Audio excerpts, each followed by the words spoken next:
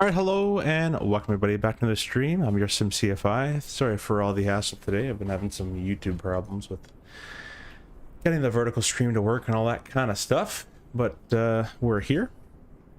So glad you guys could stop on whatever day it is. For what day is it? What is that day? Wednesday, June 11th. The days are going by quite quickly. Restarting a I don't know, give me a feet per minute thing there. There we go. Gonna be starting a 4-day pairing tomorrow. Starting with a rally turn. Gonna go and spend the night in DC. So that's gonna be starting some work tomorrow. I appreciate you guys all stopping by. Today I'll be using the ProdeskSIm CRJ throttle kit that I purchased from ProdeskSIm, which looks like this. If you haven't seen this before, you can go on ProdeskSIM's website. They have obviously the CRJ, they have 320, 350, 67, 777, whatever throttle you want, and it's an addition to your Honeycomb Bravo throttle, so it adds onto the throttle. It just clips on. Currently my right throttle is not functioning, however I made ProdeskSIM aware of that, and they have gone ahead and sent me a replacement right throttle to get that working absolutely free of charge. Although I am partnered with ProdeskSIM, I actually purchased these with my own money. If you'd like to purchase these as well and help the channel out, I do have a discount code down below that you guys can use. It should save you 5% and helps me out as well, which I can keep putting out new content and get more of these camera reviews and all that kind of stuff. In the works as well, we're getting the PU Air Korea CDU that just has been shipped to me. I have the CRJ faceplate, but I don't actually have the actual CDU portion of it. So that'll be coming in shortly, which will be pretty cool. And yeah, lastly, some channel news. If you guys are new, haven't been here for a while, we are now partnered with Contrail. So if you have anything you want to buy, scenery, airplane, CRJ 727, whatever you want to buy on the Contrail website, you can use my discount code below as well, and that does help the channel and it saves you some money. So you can do that. I'm going to address the update. No, the update is not out. I'm going to put this in both vertical stream and horizontal stream. Oh, the update is not out, nor do I know when it comes out. Because I know I'm going to get asked that, and if I get asked it again today, I'm just going to say refer to the pinned message because I've replied to it about 500 times at this point. So I'm going to pin it in the horizontal chat. And let's see, wait for that message to go away. I'm going to pin it in the vertical chat. I know everyone's excited for it, but it is not out just yet. I know there's in the works of coming out very shortly, and they're in the very last stages, but I don't know when that's going to come out. All I know is I can show it to you. That's kind of it. Well, say hi to the people we got in chat. We got 17 people viewing the horizontal and a few in the 3 in the verticals. Thanks for stopping by. We got Simple Takeoffs, welcome. I hope you liked the dinner yesterday. It was pretty good, right? Classic Sim Pilot says, we good? Lol, yeah, we good. Hopefully, we'll see. I've been having a lot of problems today. Windy, hey, welcome. Thanks for stopping in. By the way, guys, Simple Takeoffs, Windy Aviation, and Flight Sim Gaming are all streamers as well. So go check it out as well. Flight Sim Gaming had a 30-second timeout for that last comment I just saw. Nolan says, hey, welcome. And Yannick, welcome as well. Thanks for being a member, by the way, Yannick, and Flight Sim Gaming as well. So let's get started. I'm going to turn the throttle cam off for now. And as it so happens, every time I do a VATSIM flight, I assume the Boston Center will go offline, but they're currently on for right now. So we're gonna go with it, and we'll bring this airplane to a turnaround state, as I can't be bothered to start it up. And most times in real life, you get to the airplane, it's in a turnaround state anyways, or in a intermediate terminating kind of a position while the screen's dimmed and all that kind of stuff. So this is usually how we find the airplane realistically, unless it's the very first flight of the day. And the obviously the cockpit door would be open. I'm also streaming today, guys, in I think 2K. It's a bit higher resolution for the horizontal viewers. Hopefully you don't experience any frame rate loss with that. But if you'd like to view it in 2K, feel free. I've updated my GSX and I yet to have this reload sim brief in green, so I've kind of given up on that. I'll cut myself out, yeah. No, it says rather have a complete update than half-baked like some other devs. Yeah, and let me just put this out here. This update is good and the flight model is awesome. It's not going to be the answer to all your prayers, but it will be a much better one, and in the future it's the RJ with more updates is only going to get better. So this is kind of a necessary big hurdle for the flight model to get updated. I like Plane says hello. Hey, and he subbed as well. Thank you so much for that. And you can see we got a sub counter at the bottom right corner of the horizontal stream. So we're looking for 6K. We need 143 to go. If I can do math, I don't know, something like that. Restart counting for GSX. Yeah, I did that before I started streaming. I'll do it again, but I don't think it'll make a difference. Classic Jet says, what's across on your side of the border last week? Spent some time in the Yukon. Beautiful up there. Yeah, it is pretty nice up there. What'd you do up there? Just for vacation or some family or something? Spring open GSX. Yeah, it still gives you that. So yeah, I kind of give up. I really don't care about it. It'll push me back, and that's all I really care about GSX, is just to push me back. So it should do boarding as well. I'll do whatever American. I'm probably not parked at the right place. This is not an actual Endeavor flight. I can't be bothered. It's a flight I wanted to do, so I'm taking an RJ for it. I think they put a 320 or something on it in Delta. We'll go flight plan, import the OFP, and we're going to skip these two methods here. We are going to refresh the weather. We'll go to performance. No, don't do that. I think if I bring up that one, nope. If I bring up, they're opening doors, that's all that is. Don't worry about that. There we go. You guys can see the flight plan in the bottom there. I'll make it a little smaller so you can see it in the vertical stream, maybe, hopefully. Hopefully it's okay. I'll try my best to get it for you, and I'll get it for the horizontal streamers as well. We're going to program some stuff, so I'll kind of just make that a little smaller in the corner for you. So we're going to go to the 0 fuel weight. I'm going to scroll down on this flight plan to the 3rd page. And we got our 0 fuel weight, which this is all in real life. This is predicted 0 fuel weight stuff. So this isn't our finals, but we'll just put this into the sim because we can load it. Enzo, hey, welcome. Like Enzo Ferrari. Thanks for stopping by. Class Jet says Vacay was on a cruise, drove to Caracas. I can't pronounce that. I was about to say Caracas. From Skagway for the day. I don't know if I pronounced it either, but hopefully I did. I have no idea what that is, but hopefully it was a cool one. Those little road trips especially are fun too. So they're planning for 66, 835. We're just going to say someone brought some extra baggage. We're a little heavier. Why not? And their fuel planning is, whoa, that's insane. That's 16,000. How long is this flight? It's quite a bit of a long flight, eh? I shouldn't have picked this. That's too far. I want to do a shorter flight than that. I don't know if I want to be up for that long. 16 grand. All right, 16. 16-1. It's going to be a heavy takeoff. Set payload, enter, set payload. It's going to be a flap 8 departure, dry runway. We'll set all the speeds now. We'll get that kind of configured and ready to go for later. Aviation, hey, welcome. Aviation Bros is the person who nicely made my overlay for me and my new logo. So if you're enjoying the new overlay, top left corner and the logo, that's thanks to Aviation Bros. And we're collaborating to make some other alerts and some cool stuff for you guys as well. So thank you to him for making that. And we're going to go over here. You guys should all be able to see this FMS now on both streams. And on the vertical stream, I like plane says hello. Oh, I read that one. What plane are you flying? This is the CRJ 900. Enzo says, I read that one as well. Do you have a WestJet plane? WestJet flies 37 and 87 real world. I do have both those in the sim, but the RJ is not operated by WestJet, so I'm not going to fly that. But you can definitely fly WestJet airplanes if that's what your heart desires. And if you stick to it, you can do that in real world as well. We're going from KBOS to KMSP. We're rocking the Fly Tampa Boston scenery and the Flight Beam Minneapolis scenery. Flightbeam actually sent me their Minneapolis scenery to showcase a while back, so if you'd like what you see when we get there, be sure to go purchase the airport, as they donated it to us to look at. So if you like it, purchase it. If you don't like it, don't purchase it. That's kind of how that works. The alternate is KSTC. Never actually been there or heard of that either. Put that in there. The flight number is 1333, which I made up. let me go up here to the top of the flight plan to get your routing. So this is our routing here.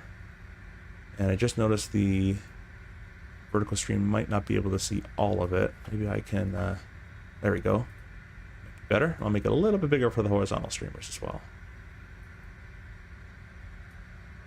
I'll cover the keyboard. You don't care about that, right? Hopefully you can see it all. All right. So this is the routing here. As I said, we're flight level 360. Highland 7 departure, then the Highland transition. Hannah, Q816 airway. Kelty, then the Q812 airway to Zohan. Then the IDM, muscle 3. So the IDM transition into muscle 3. So we're going to plug this in. The way we plug this in the CRJ manually, which we do real-world, as we don't have that whole send to FMS stuff that it does in the sim. We don't care about that right now. We don't care about this right now. We're just going to plug in the waypoints first, and then the SIDS and stars. So the first waypoint is Highland, which this is going to be so much nicer when I can show you guys the PU Air Korea. I probably typed it in wrong. PU Air Korea CDU that's coming out, or that's being shipped to me. We'll execute that. The next page is going to be on Hannah AA, and next to that is Q816, and that airway brings us to Kelty. I'll get your comments in just a second, guys. You still working, Lonnie, by the way? You've been working a lot, man. You should have came out last night. It would have been a cool little night.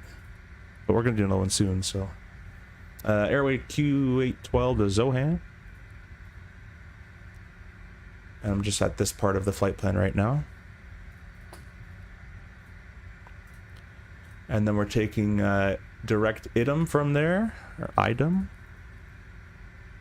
I don't know how you say that, something like that. All right, and now you got all the waypoints plugged in. That's when we go ahead and plug in our SIDS and stars. So before we do that, let me get to the comments, and I'll read what you guys are saying here. Yeah, airplanes and Ferraris. Adidas says, is this plane study level? No airplane in any sim is study level, unless you're in the $30 million CAE ones. Because that's technically, study level is meaning that it can be used to actual log hours in your logbook, which is study level. High fidelity is more of a term you would use for these type of sims. It's not really high fidelity, but it's not, it's kind of in between. It's not high fidelity, it doesn't have failures, and it doesn't, you know, it doesn't have every single thing the CRJ does. But with, honestly, with a lot of care and love and, you know, a lot of work, it could probably get there if they wanted to. But it is not. But it is only $50 for all the variants and for both sims. So you pay $50, you get the 550, the 700, the 900, the 1000 for 2020 and 24 with free updates. So it's a pretty good deal. You're home now? Okay, cool, cool. Had enough of that car. Yeah, it looks like a pretty sweet car. You know what I mean? Like high fidelity. I watched the other streamers who get the phrase in my head. Yeah, no worries. Yeah. Cool. So let's check out the ATIS. Boston is advertising departure runway of 22 right and 27 is approved turn off after landing. Reback all hard. Well, we're going to program 22 right, and we'll just hope that's what we get. Actually, we got a pre-departure clearance, so let's see what that holds for us. Let's see. Squawk 73. Climb via SID. There's no runway in the departure, so I'm just going to plan 22 right. So Highland 7. 22 right, unless you guys know better than me in Boston. I've never actually been here, so if they use the 27s more, let me know. Then in Minneapolis, we're not going to pick a runway. We're just going to choose our arrival, which was the Muscle 3 via IDM. We'll execute that, and we'll see what the vertical stream is having to say. I like planes, yay, do you only fly regional jets, question mark. Real world, yes. In the sim, it depends. I kind of only really have time to do regional stuff. I don't really care to do long flights. I honestly just can't be bothered to do it. If I can't enjoy the destination in real world, I'm not going to sit here for that long. I just saw this flight was 2 hours and 50 minutes estimated on in airtime, and I was about to change the flight real quick. Then I had to change the thumbnail, so I'll keep going. But yeah, I don't do things more than longer than 2 hours in the sim. I really can't be bothered to. We're flight level 360, and we're gonna go ahead and get our cruise alt. Or sorry, our alternate cruise altitude, in case we have to go to the alternate, which is 12,000 feet, which means our alternate's probably pretty close. Our fuel is showing a 16,160. I've already talked about many times of the differences with the real world, how we would enter this versus in the sim, but I'm just going to match what it says. Zero fuel weight is 68. I've loaded us a little heavier. We're 66, 9, 55. 66. Oops. 9, 55. Throw that in there. So fuel plus zero fuel weight equals gross weight. Now the max takeoff weight is 85, so we're far away from that for our takeoff today. I think it's 85.5. I'll have to actually take a look at that again. I want to set my memory banks. Our IC deviation is plus 5, so we'll throw that in there. And then our cruise winds, it's going to be right here. So this is our climb. It's a minus of 52. Let's go back. Minus 52. And it's minus 67. So these are all tailwinds, unfortunately. Or sorry, headwinds. And a minus of 32.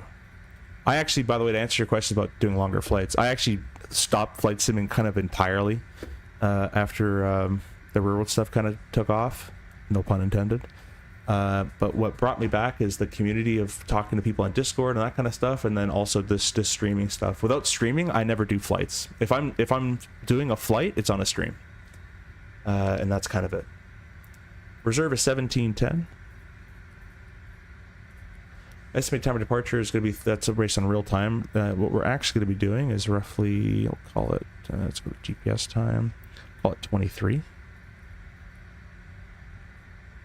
Might be a little tight. Next page. That's all good. That's going to keep flashing. That's a bug in the sim currently. Alright. Takeoff and landing, we're using, they call it 15, right? Which is not going to be it. The flex temp, we're just going to go full thrust, because this is not the correct numbers for us in our, I don't think sim brief will. It should be down here. Does it actually give it to me? Oh, look at this. We want 2-2 right. Flex of 31, flex rolling bleeds open, flap 20. What does runway 27 give me? Toga bleeds off, flap. Alright, well, let's do a flap 20 takeoff then. Return to load sheet. Flap 20. We'll set all the speeds for that. And we'll go ahead and set a ref or a flex of 31, which changes our ICAS messages now. Simple Takeoff says, I'm not sure if you had a chance to look at my message, but was confused by discrepancy in the POH for VA shows 2 different weights. Oh, actually, you know what? I was actually meaning to reply to that. And I actually didn't, I kind of completely forgot. Let me go back to it really quickly. It was Discord or was WhatsApp? I think it was WhatsApp. Yeah, here we go. Yeah, so as you see there, the 2 weights you pointed out, there's different weights for different speeds. On the first picture, it's 2,000, which is 92. And then the second one is, oh, it's 21 for 92 as well. I see what you're talking about now. Indicated 92, 21, 92. Both are models. I would go by the airspeed limitations V8 chart. The top picture is what I used to use. But, in real world scenario, no one flies within a knot, so it won't make a difference. But like written test, or flight test, you know, you show them the chart. You can show them both charts, and they'll believe you because they've probably seen it before. Hey, gonna gain another subscriber. Thank you for that as well. Clash Jet says 27 is rarely used, launches you right over the city. Okay. It said, hey, welcome. My bearded streaming. Yeah, Lonnie, exactly. Carl said it's 2,000 pounds. Roger, thanks. Yeah, I would just show them the chart. I would just show them that top chart, and if they say, are you sure? You can go to the other page on that emergency section you pulled up. But they won't give you a hassle. Don't worry about it. No one flies within a knot. No one flies within a degree. You'll be more than fine. Top of climb, 267.8. We're cruising 267/0.8. They want to get this airplane over there to fight those headwinds. 4.0 in the glide path down, or the descent path, or our navs are auto tuned. We're squawking via the PDC is 7351. MFD menu. We're flying from the right side. We'll go VNAV. From the left side is pilot monitoring. We'll go on. Flight plan page, copy active. Flight plan page, copy active. I'm going to get rid of that. What's it called?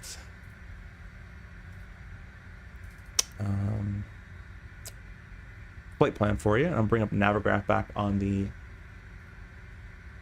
chart, on the vertical stream, sorry to say. Too many words, too late. I just came back from a buffet, so I'm full and tired. So that's all entered in. Let's go ahead and get the APU started here. Oh my gosh, I'm inside of an airplane, aren't I? I swear I was here first. So I'm just gonna stay here. Now what should have happened before is I should have actually reset these. Even on turnaround state, we do that rear world just to make sure everything is most up to date. So we'll just go throw those back in there. I'm just gonna hopefully push back and hope for the best, and that's kind of it. So getting another subscriber, thank you for that, whoever that was, much appreciated. Let's go ahead and start the APU. The bit test is being completed. I'm gonna go ahead and start my autopilot panel's already running. Sweet.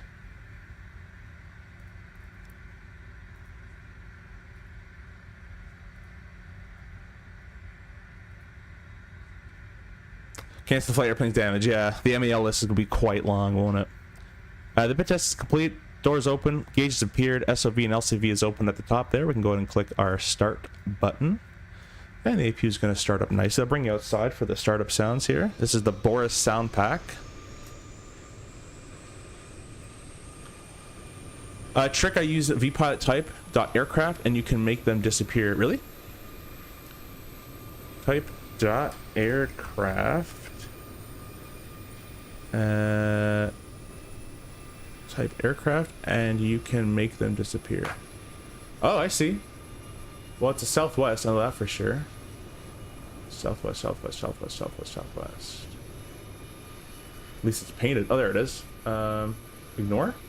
Ah, all right, cool. Thanks, Simple Takeoffs. Let me spawn on with my standby. Yeah, buddy, you're not gonna catch up. Don't worry about that. Little tiny turbine jet. Actually, it's the same jet engine, the RJ. It's just ridiculously heavy. Let's go ahead and set our PFD up. I'll get the departure here going for you. Now, if you want to start up for sure, man, we'll be here. We're doing the Highland 7, and we're cleared the Highland 7 via the departure, which takes us to 5,000 feet. So we'll set our altimeter or our altitude selector here to 5,000. We are flying from the right side, so we need to click the transfer button. And we're going to press the magic B button to get our altimeter set, because I don't want to scroll that. Level off of acceleration height. I don't think it's going to be in the flight plan. Let me check before, because if it is, I'll show you where it is. And if it isn't, then I won't show you where it is. Yeah, no, they don't have it, so they don't have access to engine out procedures and it's in brief. So there's no engine out. So I'm going to make it up. It's usually 1,000 feet above ground. So let's select MDA. We're basically at 10 feet or so. So we'll do 1010 on the MDA. We'll do 1020. Why not? 1020. So that's been set. That's been set. Now we need a runway heading. Airport charts. We're taking off 22 right, which is heading of 215. Matches the course in this case. Awesome. Doesn't always, but it does today. And it looks like 22 right is 7,800 feet long, which is pretty good, just under 79. And we would set the HCP up here with the length and elevation of the runway. This is the HUD control panel with the symbology for the HUD. It's not really modeled that well, so I'm going to skip it. But we would do that as well. So it looks like we've got the flight directors to the right, the clocks are 0, the white needles are set to 215 with a heading of 215, the alt sail is 5,000, the engine out's 10, or level off is 1020, both navs are set to auto, we're squawking 7351, we're Endeavour 1333, and the HCP we haven't set because I'm not going to be bothered in the sim, as it doesn't work all that well, so that's all been set up and properly done. The APU is running, the packs are already good. Let me go and check the electrics. And that's all good there. We'll check it again for the DC system. That's all good there. We're going to disable the, or I'll show you on the vertical stream here. We're going to unclick the ground power switch. Come over to the aircraft tab. And let me get rid of this Navigraph for you on the horizontal. We're going to get rid of ground power cart. And all the doors are closed. We're loaded up. We'll get rid of the chocks. And let me go ahead and get the doors page up here.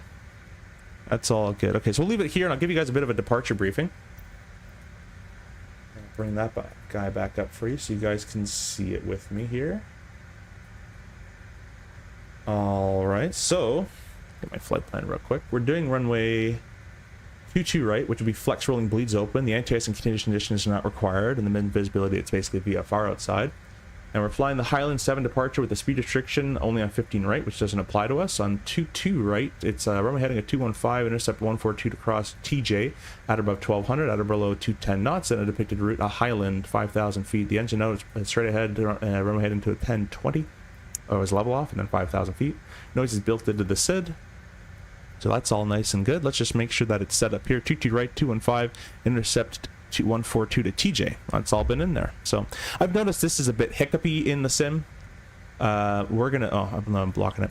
I'll show you in the horizontal. 215, intercept 142 to TJ. I've noticed this part a bit hiccupy in the sim. Doesn't always do it correctly. So we'll see how that works today. That's pretty much it for that. I'm expecting a pushback and obviously tail to the east in the alley here, and then probably most likely Alpha, maybe Bravo changeover, and then where the hell's the runway? Oh, never mind. I'm going the wrong way. Probably Alpha, then change over to Bravo, cross 15, and then that's kind of what I'm expecting. So, oh, a little bit of lag going on there. Let me know how the sound is, guys, and the stream, the frames, and all that kind of stuff, and I'll check some comments here. 15 over beside. Yeah, cool, got that. Are you using NVIDIA filters? I am. Yeah, I can't play this sim without NVIDIA filters. I just make it look like garbage. Did I hear wet noodles or white noodles? Yeah, no, white noodles. Hey, Wing's in the vertical stream. Hey, Sim5, what's up, everybody? Nice to catch you streaming. Yeah, Wing, awesome. Thanks for jumping in. I think I messaged you or one of your colleagues and said you're going to be guys at the expo, so I will be there as well. Look out for the person that has the wrong logo on his shirt because I just changed it. But you won't miss me. I'll come by the booth and say hi, so looking forward to that. Let's go ahead and get the fuel pumps on as the doors are all closed. The steering is off. We're going to connect the tug now. And let's just go quickly check our clearance to make sure it doesn't say anything about calling for pushback. Sometimes they want you to call, sometimes they want to call taxi. High departure, climb via SID, expect 360 10 minutes after, departure frequency 330. And call for push. Okay. Advise ADIS and location, contact 330 for push. So do 330. Oh, have you have ADIS Foxtrot, is that correct? Yeah, we'll go transponder to number 2. I did check ADIS Foxtrot. It says, wait on the beacon and parking brake. Hydraulics, no smoking. Right, I believe. Oh, no, 15 let's get the elevation. Gotcha, yeah, it doesn't matter what you file. It matters what the airport is actively using, because it can change. That's a very good point, Mr. Controller. Yeah, elevation of 850, we're going to set 860, so we'll go left shift, 1, 2, 3, 4. That's probably close enough. Nope, not even close. 360. 1, 2, 3, 4. 2 miles from Wayne, maintain 760. 3,000 until established on a little bit more. Cleared ILS, 880, close enough. We're going to close this door. Hey Mo, welcome. Welcome. Hope you're doing good, my friend. Yes, see you at Expo. Awesome. Yeah, Wing, I'll be sure to stop by. Can't wait to meet you guys. Really looking forward to it. Loving your MCDU. I haven't been using it recently because I've been in the RJ in the sim a lot, but still loving that. And the all my Wing products are working perfectly fine. The FCU that I purchased plus the EFOSs that you guys sent are working fine. The rudder pedals. Actually, Wing, I'm gonna make a video on this soon. I purchased the rudder pedals by myself a long time ago, and they're still working amazingly. And I used the lock feature and played Formula 1 with it with gas and brake. I think I'm the only person to do that. Put GSX on the side there. Observation nobody asked for. The round air vent beside the clock looks just like one in the 172. It does, yeah. They were kind of the same, I guess, your general vent. Does the RJ work good for MS24? I think it does. I don't play too much 24, but I've heard pretty good things about it. Drake's in the vertical stream says, is there any CPDLC in the IRL CRJ? There is not. We do have A cars, but we don't have CPDLC. So we can only get pre-departure clearances and ADISs and takeoff report, landing numbers and that kind of stuff, and talk to dispatch. I think Lonnie should be ready to go. So I'm gonna get, hopefully it's kind of close. So I'll get the beacon light on, and we're gonna ask for push here. And we have information. Foxtrot. So basically, I'm going to say apron or ground, whatever they're going to say. Ready push, information Foxtrot. With the call sign in there as well.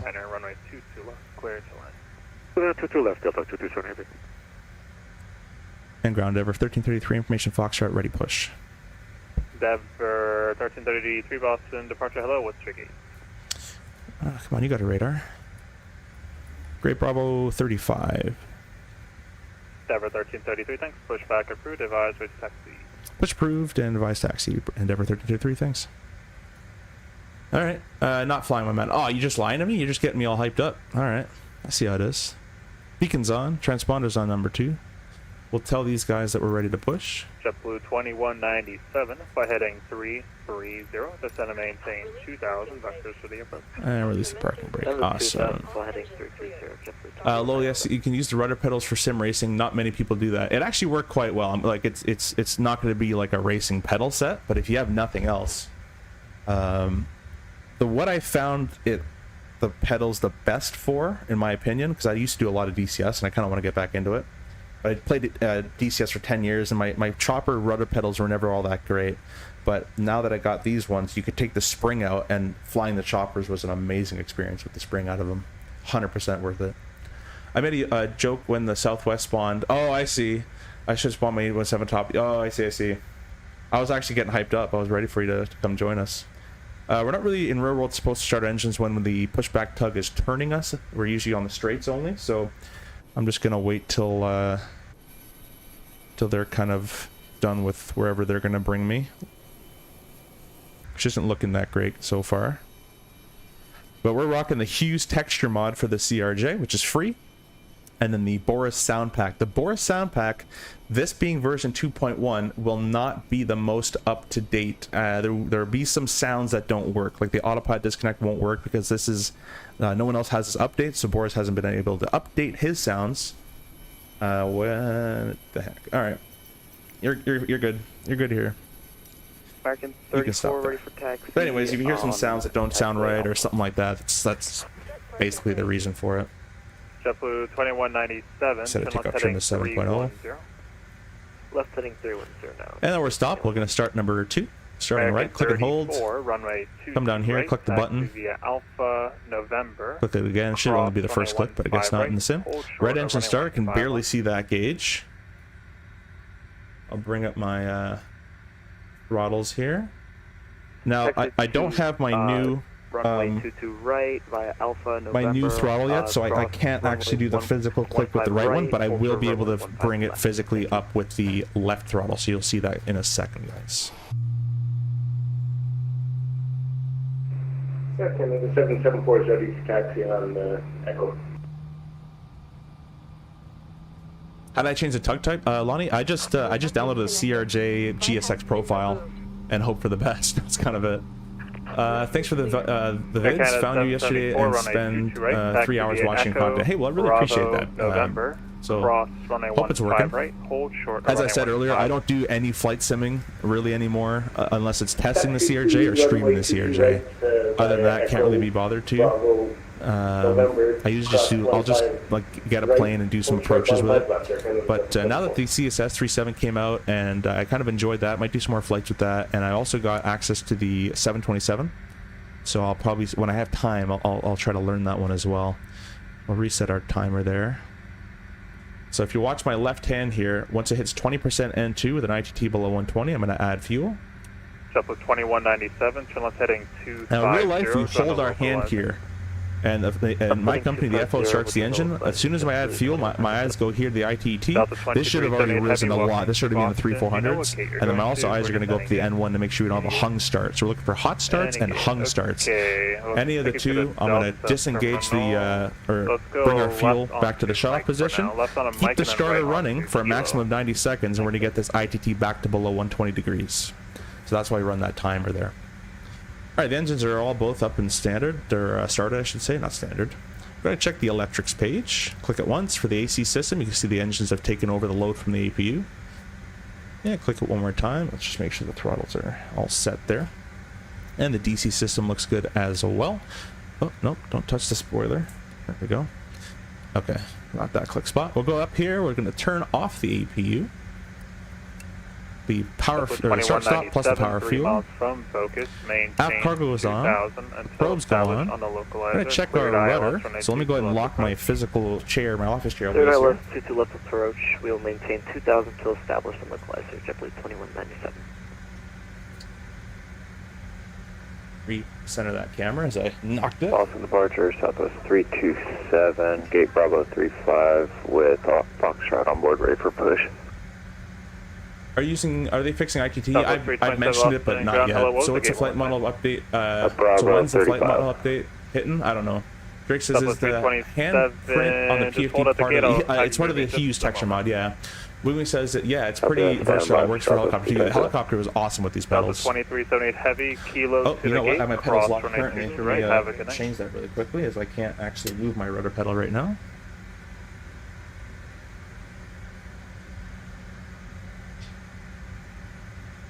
Delta 2378 heavy, cross runway 22 right, I was at playing kilo with and F1 kilo with them now. I to the can move gate, my have rudder a good pedals.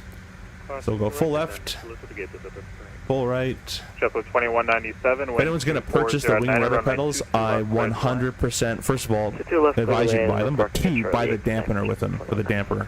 100% advise you to buy it with that. American 34, cross runway 15 left. We're ready to taxi. Let's go ahead and ask for clearance to runway go. 15 left at November, American 34. Always get a notepad ready in case you want to write it down. And ground Denver 1333 is ready to taxi 22 right. Denver 1333, runway 22 right, taxi via Alpha, November, cross runway 15 right, hold short of runway 15 left. Alpha November crossing 15 right and short of 15 left in Denver 1333. So Southwest if you write it down, 327, you once sound the like a CRJ professional because you can just behind read it off. passes, Unless you've been to the pushes airport a million approved, times, you can advise probably ready expect what they're going to give you.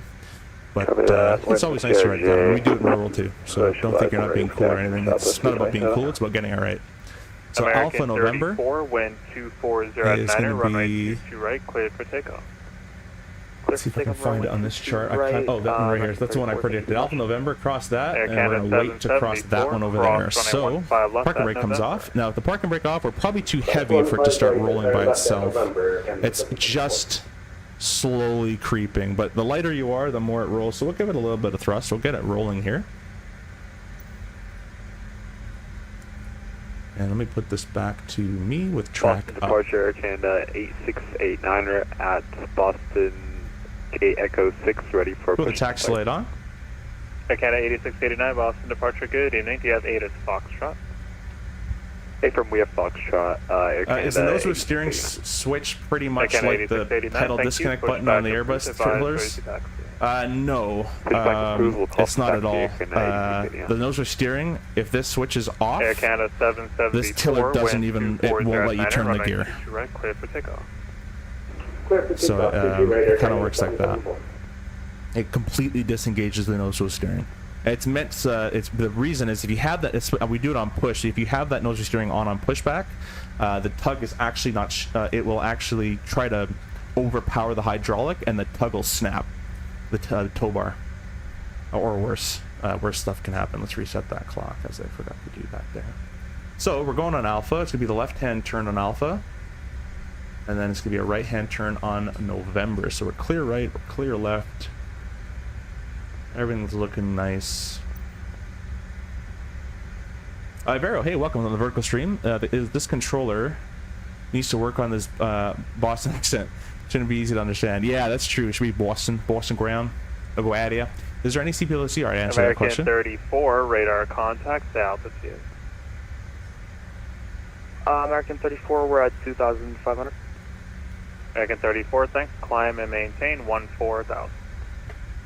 Climb maintain 14,000. All right, so 1, 2, about three right turns to go, and we'll be at our November. Hope you guys are enjoying the new overlay, which is at the top left of your screen there. The ETA should become available once we're kind of in the air, from memory. We're passing Foxtrot on the right here. And again, if he's still in the channel, Aviation Bros, which was his YouTube name, is the one who made this for me. He doesn't actually want to even charge for it, but I'm going to give him something for it. We're also working on getting. Right, and then right turn on we're also getting some alerts, hopefully, right, and some other on cool the stuff Charlie, going. cross 22 right. So he made and the then right logo, onto Bravo. and he made the Okay, overlay. have a great night. We appreciate the ATC here in Boston. And I really appreciate that. You too, but you're still going to be with me just for a little bit longer. Aww. Bosch Pro 33. I know, I have to listen now, 34.7. So the next right turn's coming up. I'm just gonna load 34.7 turn the into ears the off. radio Air there. Canada 774, radar contacts, altitude.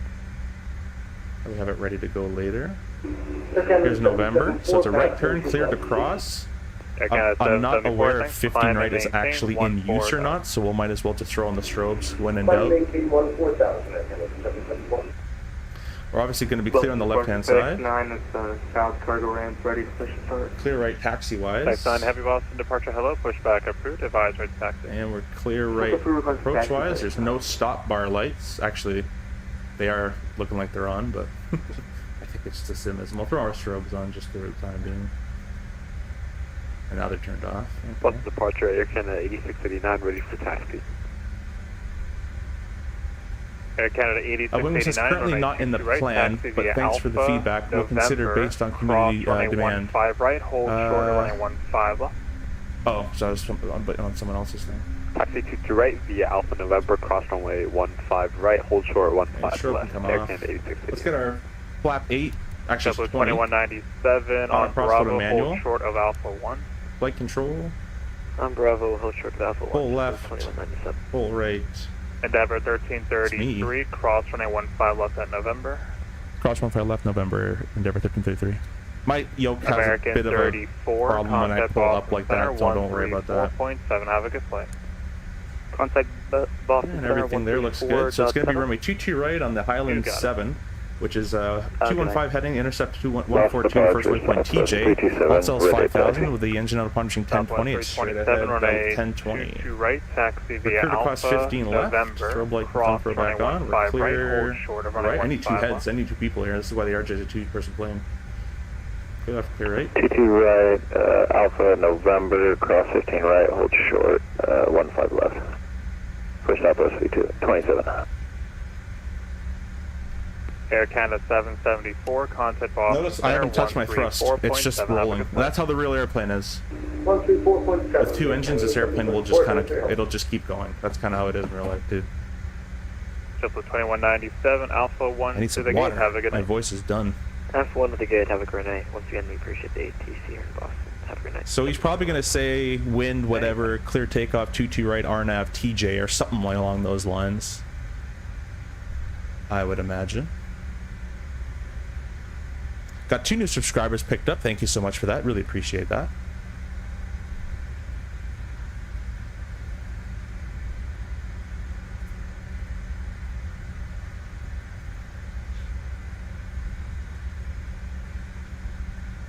Hey Lonnie, I do that midnight flight to the F1 race. If you can't drive out there, let me know. We'll get you on board. But it takes off at 12:30. Right, here comes 22, right? So we're basically gonna make the UE turn, and we're gonna Endeavor hold short there. 1333, wind 240 at Niner, runway 22 right, clear for takeoff. Clear takeoff 22 right, Endeavor 1333. There it is. So we're gonna throw our landing light on as we've been clear takeoff. We might as well get the lineup checks out of the way here. Southwest Throw the 327, strobes on. The chime button doesn't work. The cabin would have called up already. The stat messages are known and boxed. Air Canada 8689, November's behind you. 22 right is if you verified can't, with the turn left on sign and Quebec the numbers left onto here. Bravo. We're clear right. We're Sorry for clear, the clear mistake, turn left. left Quebec and then onto Bravo, my bad. Air This is Canada going to be 8689. gear up, speed mode, nav mode for our departure. Engage up at 600 feet as well, guys. If you don't know how to do those RJ takeoffs, it's kind of how they work. Press our toga button. Got TOTO. Takeoff configuration is okay in that stat page there. Let's get going.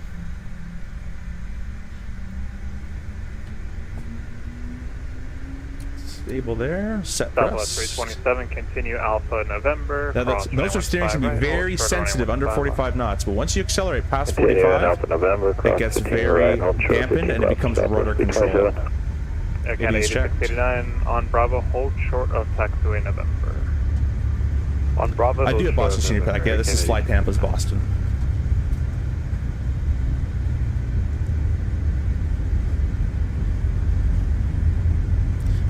V1, rotate.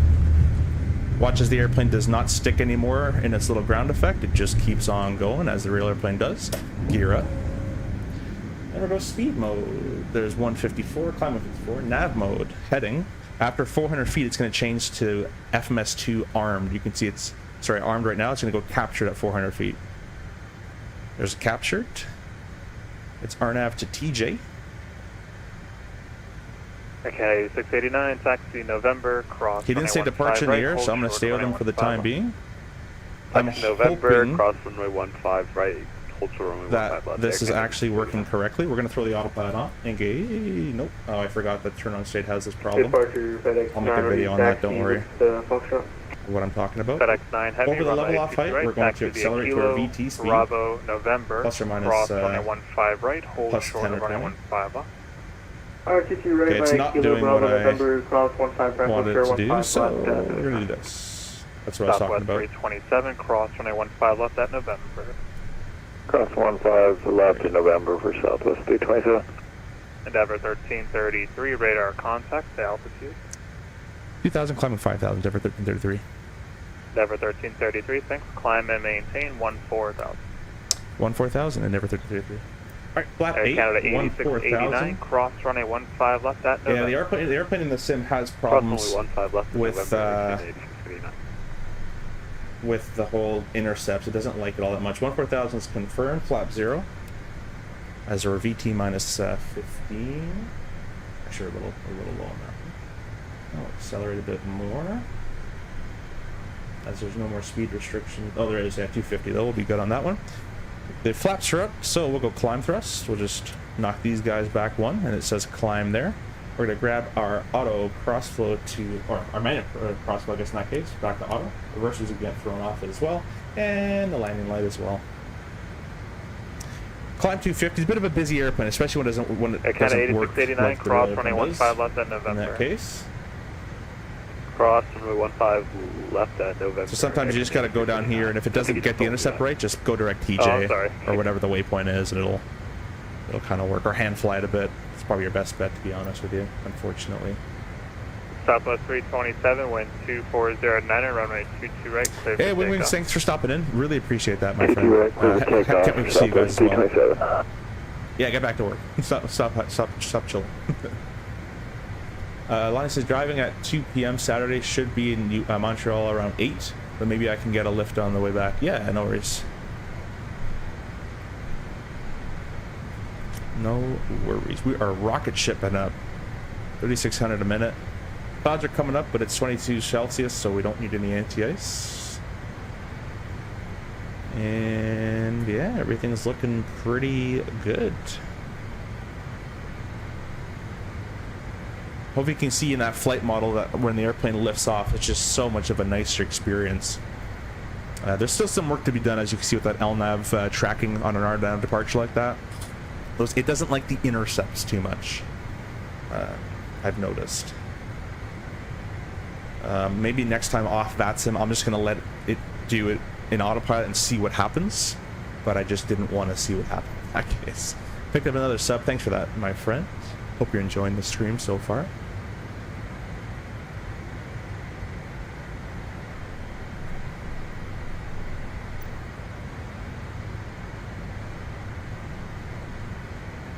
We got 20 of you guys on vertical, and 34 of you on the horizontal. If you guys don't mind hitting that like button, it's free as well. I really appreciate that, and it just gets our content to a wider audience. So if you guys can all hit those like buttons, really would appreciate that one. And thanks for stopping in and staying in Right, clear for takeoff. at this late Right, Wednesday clear night. for takeoff. Maybe it's morning for you guys, I don't know. Endeavor 1333, contact Boston Center 134.7. Have a good flight. 34-7, Endeavor 33, have a good one. Southwest 34-7, 327, change it over. I've already set it up earlier. There's 10,000 feet, no rush to contact them. Really lights out, pressurization's checked, the belts are still on. We're going to accelerate vertical speed. 1,500, we're going to do a 320 knot climb. So we're going to throw this guy to 320. I'm going to keep my eye on it as we're in vertical speed now. I'm just going to maintain flight level 200. I'm just going to say is center Endeavor 1333, 1,000, climbing 14,000. Center Endeavor 1333, 1,000, climbing 14,000. Endeavor 1333, Boston Center, climb maintain flight level 360. Flight level 360, Endeavor 1333. That's easy. 36 is confirmed. So we usually real world, there's different techniques, but I like to go on the acceleration through 10,000. I like to go vertical speed. As if I was just to dial up the speed. Show you this. Oh, actually, I can't show you guys. Let me get rid of this camera for now. If I was to just dial up the speed in the climb mode, the airplane would basically not level off, but it would just reduce its rate of descent it's just too much. And you kind of want to keep up climbing. You want to keep at least 1,000 feet per minute at the very minimum. And stay sometimes only 15 as a minimum. So I'll go VS 1500. We'll just slowly wait. We're slowly accelerating, but we're also keeping our climb going at the same time. And I'm just watching for this to get to closer to the 320 bucket. And I'm going to click that speed button again. That's a little technique thing that you're allowed to do in the world at most operators. Jet says for a heavy as you are, or as heavy as you are, once she's all cleaned up, she's getting up there pretty good. Yeah. Yeah. Pretty real stuff. You can notice that once we get a bit higher in the 30s, this is going to really drop off. Enzo says, yeah, it's half 6 in the morning. I like Flight Challenger 650. It's based off CRJ series. Love the Portland 21 Advanced Avionics. Yeah, the X-Plane one, I've heard that one's pretty cool, if that's the one I'm thinking about. All right, here comes 320. So before we hit it, I'm just going to ask of it a little bit more climb rate. So I'm going to go to the vertical speed on the autopilot panel here and dial it nose up. So here it goes, nose up. And I'm going to click my speed button, climb 320. And I do that so in the real life, the airplane's nose is already starting to climb. And so it doesn't, the airplane doesn't make a sudden huge pitch action when I click speed. Now we're climb 320. Now what we have to watch for this is we're looking for climb 320, and then we're going to transition into 7.7. So this airplane will automatically transition at 0.77 Mach-wise, only passing 31,600 feet. If you hit Mach 0.77 under 31,600 feet precisely, you're going to have to manually click the IS/Mach button. So we're going to be watching for that. If you don't click it and hold 320, once you pass 30,000 feet, you'll be in this bucket. This bucket's going to start coming on down towards us. So we're going to all watch out for that. You guys let me know passing 25,000. Keep an eye out. You guys are all the pilot monitorings today. Yeah, you cut out. Just verified to send me the Robux 322 left. Yeah, X-Plane one. Yeah, I heard that one's pretty cool looking. Heard that one is pretty decent. Gain 3 more subs, or 2 more subs. Thank you so much for that, guys. If you guys want to become a member of the channel or use any of the discount codes down below, be my guest. Helps the channel, helps you, helps the companies. Everyone kind of grows, and you guys get a product out of it.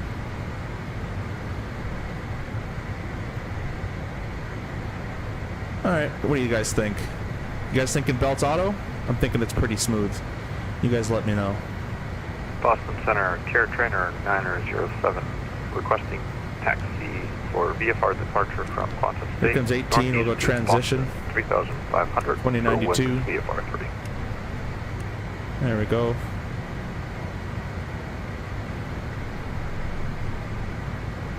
During night flights, I noticed that cabin light stays on for the entirety of the flight. Is there a fix for it? Not a fix, but you can change the cabin lighting here. Aircraft, cabin lights. You can control these as you like. Or leave them on auto, whatever you want to do. To runway 16, trainer now. Boston Center, 1886-89, crossing 10,000. I can't 8689 Boston Center. Alright guys, we'll go belts on auto. Climb maintain flight level 360, 1886-89. We're on our way. Another, well that's not right, another 7 hours. That's not correct, but... American 14. I think what it's doing is calculating the vector in there and the arrival button approach. Roblox 3 left 997 right.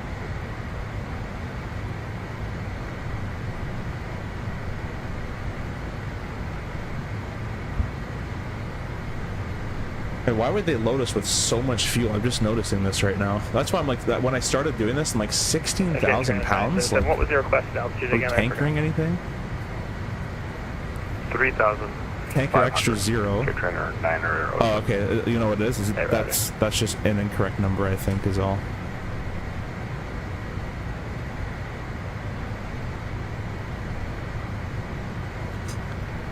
Because the flight plan says we're landing with about 4,500 pounds of fuel. This guy says we're landing with 8400, but it's currently walking its way down. So I noticed that this number, although this has been updated and you get a time which is incorrect and a fuel that's incorrect, Another 135, it's better progress than poor. So let's just let that guy think. So notice here our red line is getting closer and closer as we get higher and higher and higher. So what we're going to do is once we're around 0.77, we're going to click our IS Mach and we're going to keep climbing on that. We're going to hold 7.7 in the transition. Adam says, picked up some last minute tickets for EXPO, was able to get a few days off work. I didn't think I would be able to thought I already got you, did I not? Hey man, well I'm going to be there as well, so if you're there, let me know. We'll for sure hang out. Alright. Say hi and bye. You can laugh at my shirt as I have the wrong logo on it now. Alpha runway 24 at Mike. Insight says, where do you find your cruising speed? That's in the flight plan. I can show you where that is. Mike November for American 1304. Nope. Nope. Which one is it? American 2112, just want to maintain 7,000. Nope. 7,000 American 2112. Let me do this, and there we go. So on this, in the RJ land, what we do is we go to this list of waypoints. A lot of stuff going on. Look for the top of climb. Go to the waypoint just below, and it's going to be 267, and that's a Mach of 0.8. So IS is 267, and the Mach should be 0.8. That's all right there.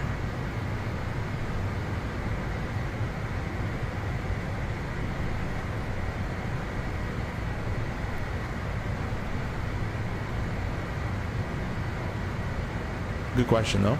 Boston Center, Mako 24, we've entered a left base for Your alternate must be Boston. No, it's KC something. KSTC. What it is the CRJ doesn't calculate its planned arrival fuel. Like, notice how it's then I'll count it back up, but this number's kind of all over the place. So once we put an approach in there, it'll kind of get a bit better. We should be landing with 4,500 pounds, which is much more realistic of what we normally see. 907, are you ready at the end or need to do a run up? Calgary says maybe they gave you a super far away alternate. No, yeah, it's just the RJ being above. Course approved, runway 24. I'm sorry, runway 16 for takeoff. Gonna buy an e-ticket for FSX. Yeah, that's always an option. Probably the next best option you can do if you can't go. I'll be able to stream a little bit of the expo and stuff as well. So I'll kind of show you around, and I'm excited to meet Mickety Mike and CST and Owls and. Who else is going? Flight Streamer's going. I'm trying to convince Simple Takeoff to go. If he's still in the chat, tell him to go. Everyone just tell Simple Takeoff to go.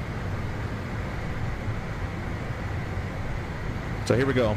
Notice we're getting close to 0.67. That red line's going to be catching up with us shortly. Happens a lot lower than 31,600 because usually we climb at 280, which is all the way down there. So there's 0.7. I'm going to go ahead and click my IS Mach. And now it's climb 0.77.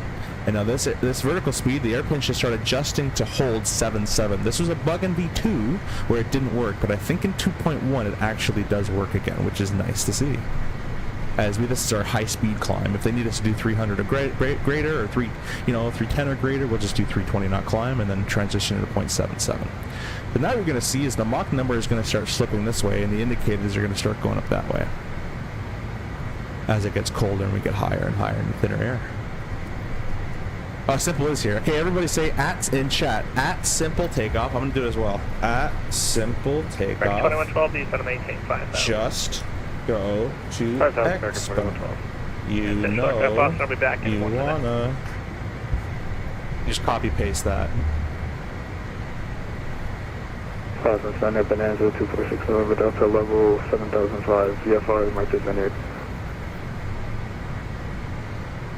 Whatever that guy last just said, I had no idea what he just said. That was all mumbles. But we got some more subscribers. Really appreciate that, guys. Thank you so much for that.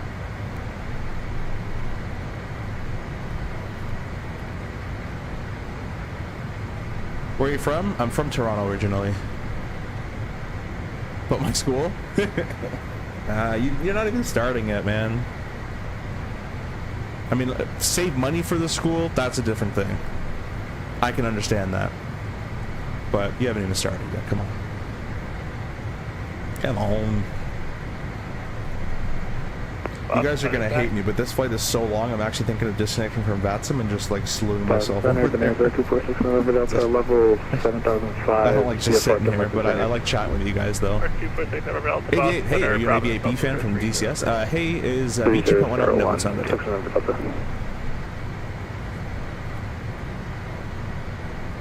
It is not out yet. I can change the vertical stream a bit over to the side so you guys can see a bit better. I just noticed that. So hopefully it'll be better for you guys in the vertical phone format. Got 18 of you guys in the vertical stream and 33 of you guys on the horizontal. I really appreciate that.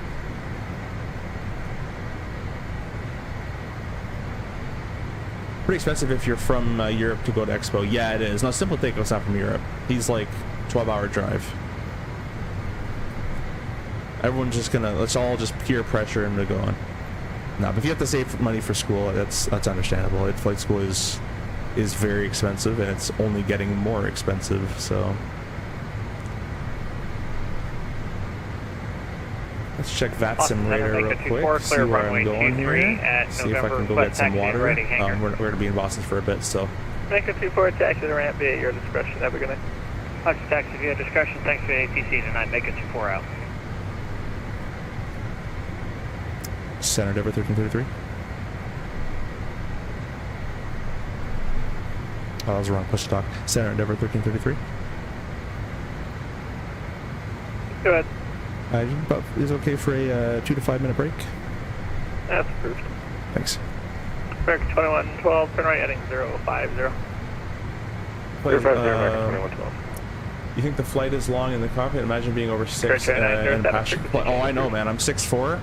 I took a 319 back home from Vegas, and that was not an enjoyable experience, especially with red eye. Can you get me a standby seat? If we fly together, I was going to jump seat, so it's going to be free for me. But if you want to go,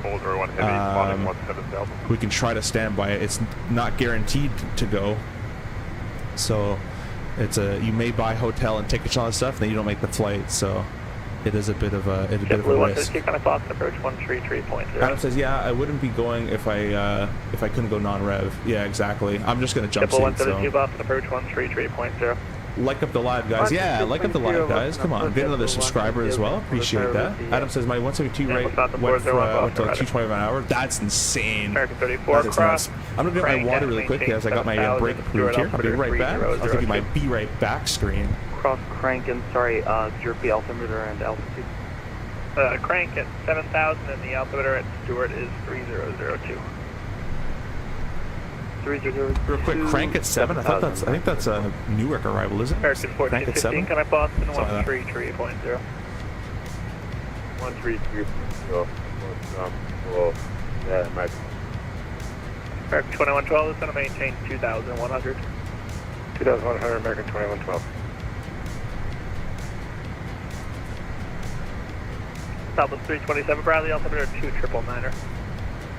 Altimeter 3999 for Southwest 327. Delta 45 68 descend via the J Fund 2 arrival, runway 22 left Boston, altimeter 2997.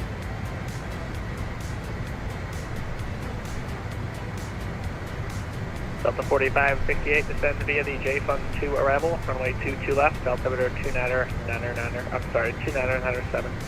Roger. Delta 45 68 descending via J Fund arrival.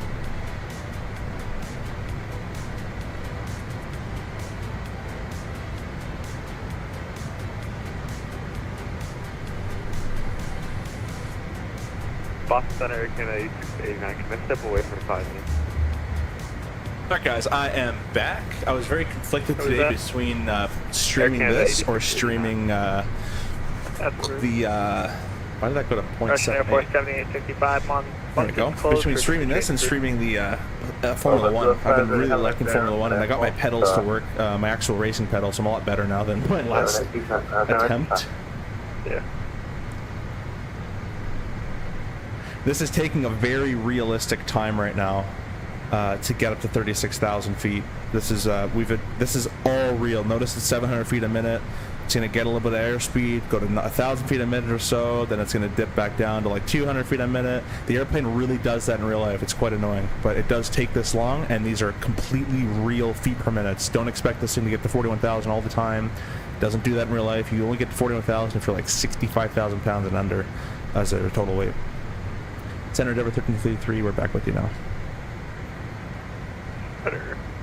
So this is completely real. It took a long time to get this flight model to act this way, and basically act pretty close to every scenario, right? Once you touch the climb performance, it affects your descent performance, and once you touch the descent performance, it affects your climb performance, and once you do that, it screws up your landing performance. So there's all that stuff that we had to tinkle with to get all the work, all the lifts and drag ratios and the flaps and all that kind of stuff to produce the right amount of drag and lift for it. So I think you guys are really going to enjoy this new one. Have you ever flown in Europe? No, I've never flown in Europe, Kev. It's just a classic jet system. I'm going to call you CJ. I'm going to call you CJ. Well, this is the CRJ, I remember. Yeah. Boston Center, Skyhawk 809901. Query? I think that said that completely wrong, but hello. Thank you for stopping in. And Adam as well, I mentioned earlier, but I don't think I did, but thanks for being a member as well. Really appreciate that. Simple Takeoff coming with a $6.99 donation with a GG with a clapping hippo. I don't know what that means, but I appreciate that, my friend. Everybody in the chat give Simple Takeoff a good old clap and just say, go to EXPO. Yeah, we're looking for the flight following. So thank you for that. Save it. No, dude, take that money back. Save it. Put it towards your flight. 172. I really appreciate that. You don't have to do that, my friend. Block 4. I told you yesterday, you don't have to donate that kind of stuff. 4670 in the box. Notice his vertical speed is dipping on down, Ready for taxi. dipping on up. That's exactly what the airplane does. Time to climb at this weight, about 81,000 on takeoff, will take about 23 minutes or so, 23, 25 or so, depending on the day. It does change from day to day. American 2112, Providence is 10 o'clock, 13 miles. Inside American 2112. American 2112, cleared visual approach, runway 23. Cleared visual 23, American 2112. Looking for the ICCA, dropping out to flight level 24. 4568, descend via the J Fund 2, runway 22 left, altimeter 2907. Charter an RJ to get us all from Toronto to PBD, then sell the seats. Yeah, that'd be kind of cool. That would be a good idea. I didn't even think about that. I don't think there'd be enough people for that, but I'm not sure. It'd be pretty expensive. 34, contact New York approach 125.7. Here's 35 for 360. 125.7, sorry about that, Mark. And get rid of our level F or MDA there. Boston Center, Skyhawk 809901. We got 22 you guys on the vertical stream with 13 likes, and we got 29 of you guys. Sorry, 22 on the vertical, 29 on the horizontal, with 28 likes. Doing pretty good, so I really appreciate that, guys. If you guys can keep hitting that like button, or actually just hit it once, don't hit it twice. No reason.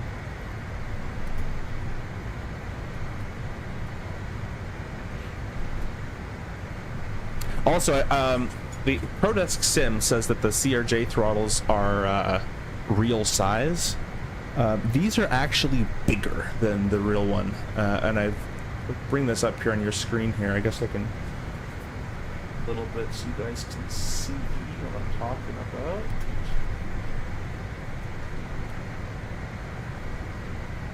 So these handles here, there's my Wingman MCD actually right there. These handles here are crazy bigger than the real one is. This is all kind of real size, but these round parts are huge. They're maybe like that in the real plane, maybe like this. Like these ones are massive. These are like big. So I appreciate how, you know, good it does feel in the hand. They are a little big though to the rear one. I will be having a full ProdeskSIm CRJ review as soon as my replacement right throttle comes in, as that throttle is broken. 2112, wind 2003, runway 23 for the land. 23, quarter line, American 2112. JB says, well, Jazz does charters. They do. Transit 401, climb maintain think flight they do. level I'm 350 sure. if I didn't give it to you. Probably most airlines do, to be honest. maintain flight level 350 Lufthansa 401. I was missed that. There was an alt cap at 36,000 and they want us at 0.8, so I'm just going to bring this to Mach 0.8, leave my thrust levers in the climb detent, and we're just going to chill till we get to 0.8. It took us 25 minutes. That's a very realistic time to climb up here at this weight. That's actually crazy spot on accurate on most days. Not all days, but most days. So, top of climb. We did it in 25 minutes. We were supposed to do it in 27 minutes, so we're a little early. That's always good. With a planned at top of climb of 1215 on the fuel. We're at 13, so we're 500 pounds above planned. And our minimum, we are 1,500 pounds above minimum fuel. Minimum is 11.5. Cross Basie at maintain 8,000, Stuart altimeter. Emilio, hey, welcome. The fact that you 3002. fly the CRJ Cross almost Basie daily and collaborate 8,000, closely with the Southwest developers to 220. create a virtual aircraft that responds as accurately as possible to the real one is truly remarkable. Hey, I appreciate that. I'm a flight simmer a long time before I was a railroad pilot. I started flight simming when I was 13. That was back in 2012. Wow, that's a long time. My first plane was a PMG 737 on a Costco HP laptop on FSX. And then I moved to the awesome FSX Steam Edition. But anyways, I've been flight simming a long time, and I did a lot of DCS and ran my own clubs and was an instructor on virtual DCS squadrons and all this kind of stuff. And then around the 2018 area, I've got PPL and 2019 CPL and multi-IFR and all that kind of stuff, instructor in real world. And then I went to the airlines, and this flight simming passion was still there, and I love aviation still there as well. So I was kind of sad at the, there's 0.8 by the way, we can kind of bring our thrust back to hold 0.8. Kind of sad at the state of the RJ and how much was actually wrong, as I did use it for my initial training in terms of switchology positions and all that kind of stuff, and flows and all that kind of good stuff. But when it came down to like sequencing approaches, or not even the course needle would have been even aligned with your departure runway, our departure course back then in the old version 1. So we got a lot of stuff fixed. So yeah, I'm glad you're enjoying it. I'm enjoying helping as well. I don't work for them. I've not received money from them. All I get to do is have the plane early to test it, and I guess in this case I have the ability to show you early, which was very thankful for Aerosoft letting me do that. To be honest, I didn't have to do that. So no, upside down out. It's gonna take everything I got to stay awake for this landing. yeah. If you guys want me to time accelerate, you guys let me know. I'm all for it. Enzo says, yeah, I've been flight simming for FS 2004 days. Yeah, that's crazy. My dad did as an FA actually, as a flight attendant, but he used to do a lot of flight simming. I think he still does, but he started on FS 2000. I was 6 years old, and the gift I got was FS 2000 with the ginormous, beautiful Concorde on it. We're ready to taxi. My love of aviation. My favorite airplane is Concorde. No one will ever steer me wrong on that one. I loved the FS Labs Concorde. I would read the manual in class, INS procedures, how to transfer fuel and keep the CG all within limits and all that kind of stuff. And I'd go home on FS Labs and I'd throw my Shakespeare out the window and just get my FMS or my INS booklet out. And I would follow the procedures and how to do all that at Concorde, and I love doing all of it. I love doing the flight engineer, I love doing everything, so I was really hoping they'd bring it to this sim, but the Concorde kind of sucks, so, in my opinion. So that was that was probably my favorite flight sim memory, was just Concording around the world. Was pretty sweet once you get the hang of it. Mike Tango, American 2112 tonight. Got FS95 when I was 6. Mess a bit around, only could not real fly, was too young. Yeah. FS95 is getting back there. You still have P3D V5 for the Flight Sim Labs Concorde? I have V5 as well, but the new Concorde has the AI flight engineer, and I hate AI in my flight decks, in any sim. I just hate it. I hate having to think how an AI would interpret my call and do all this kind of stuff, and like just let me at least turn it off so I can do everything. I want to do everything. I love clicking switches. Let me do all that stuff. We are forced to fly with it, or it breaks it. Kind of like about the PMG DC6, I can do everything if I want to, which is pretty cool.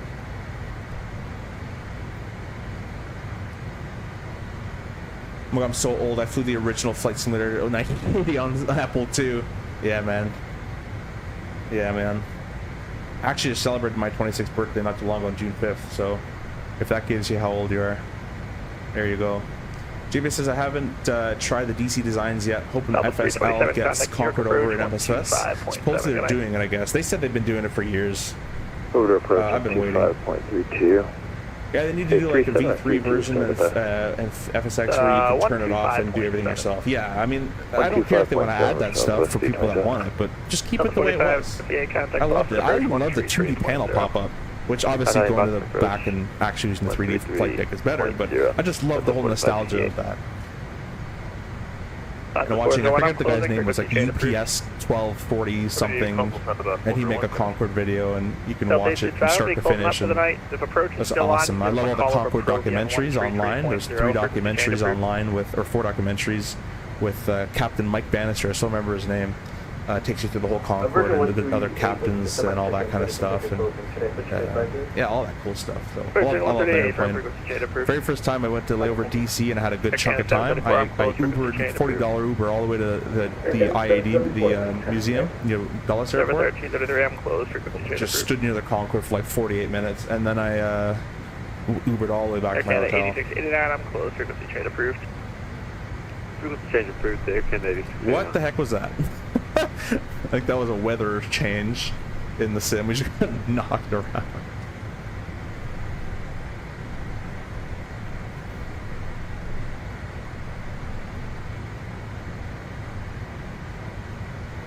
The Connie, oh my god, yeah, the Constellation from A2A was absolutely amazing as well. What a great airplane, I love that one too. How do the turbine work, and does it light up when pressed in your sim?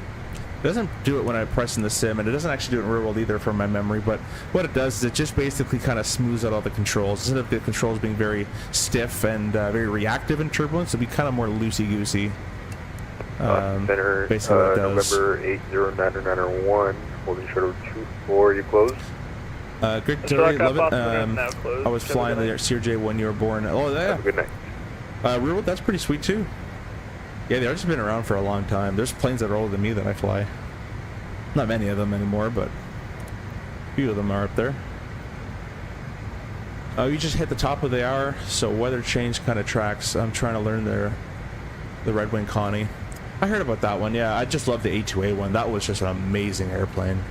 A2A kind of just put out one airplane and then kind of stopped. It's kind of sad. I love their airplanes. I'd even buy their 172. That thing was awesome. I use that for my PPL sometimes too, actually.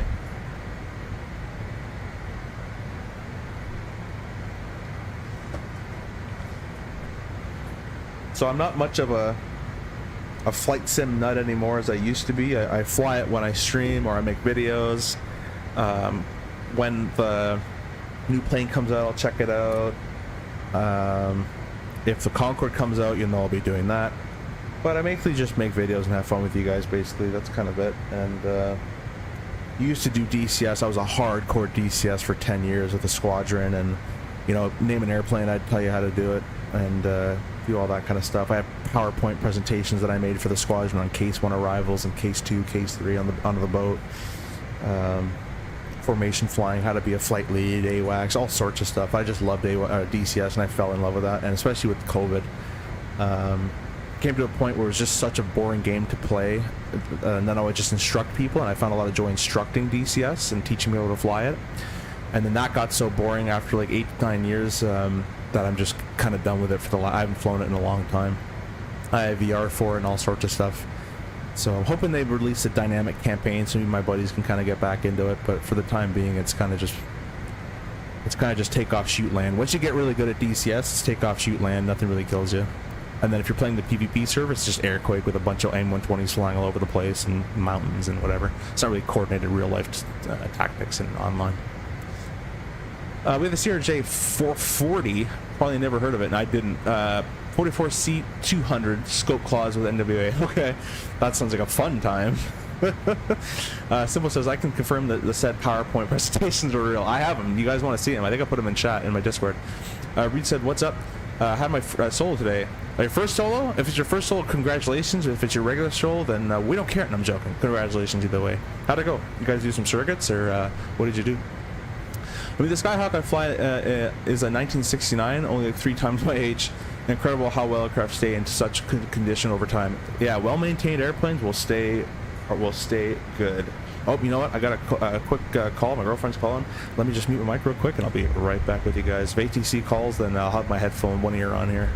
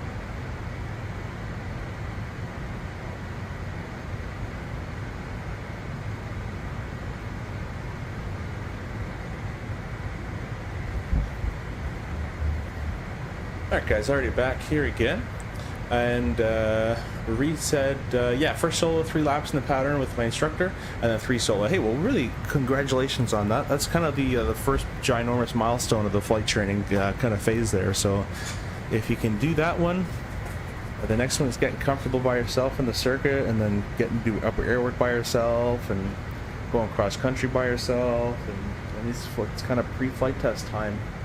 So I kind of called the first solo. It's not exactly halfway in the program, but it kind of feels like a halfway mark for most people. It's kind of the biggest hurdle, really. So yeah, congratulations on that. I'm sure the airplane felt a lot lighter as well.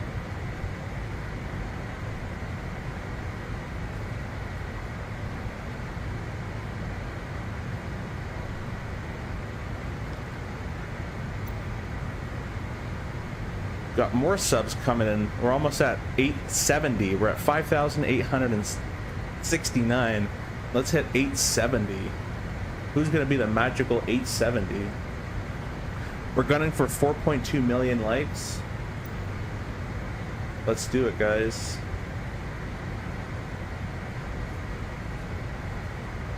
Someone on the vertical stream is being actually kind of funny. They're spamming the like button. It's going 13, 12, 13, 12, 13, 12. I see you, boy or girl.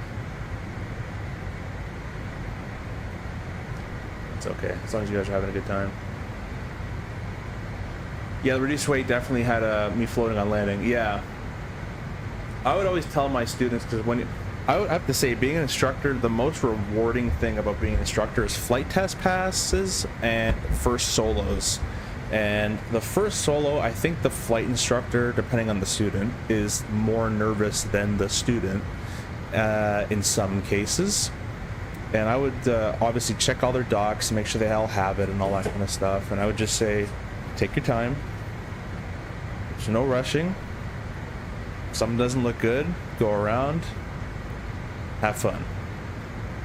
And you just kind of slowly close the door, you just slowly walk away. They go do their startup procedure, run up and all that kind of stuff, and use everything that you've taught them. And hopefully, if you did a good job, they'd come back with an airplane and the pieces all together. So I'm glad to say that I think I did 4 or 5 first solos. They all went well. It was actually my very first ever solo that I sent out. There actually happened to be an accident at the airport that day. So I was watching, I couldn't find where my student was. And I heard one of the ramp guys said, oh, there's an airplane that just went off. And I'm like, uh-oh. Because this is my first solo I'm sending out. And, you know, you're a brand new instructor.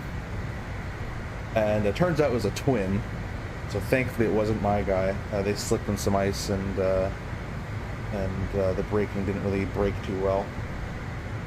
So he still did it. Got a runway change and everything, handled like a pro. And came back, and lucky for him, there wasn't any ramp crew, so we couldn't dunk him, and it was middle of winter, so he would have got freezing, but I don't care, I'd dunk anyways in the water. That's kind of the tradition where I train. And so lucky for him, he didn't get dunked, because there was no one to do the dunking. I couldn't surprise him, because I would just have a bucket in my hand with water. So.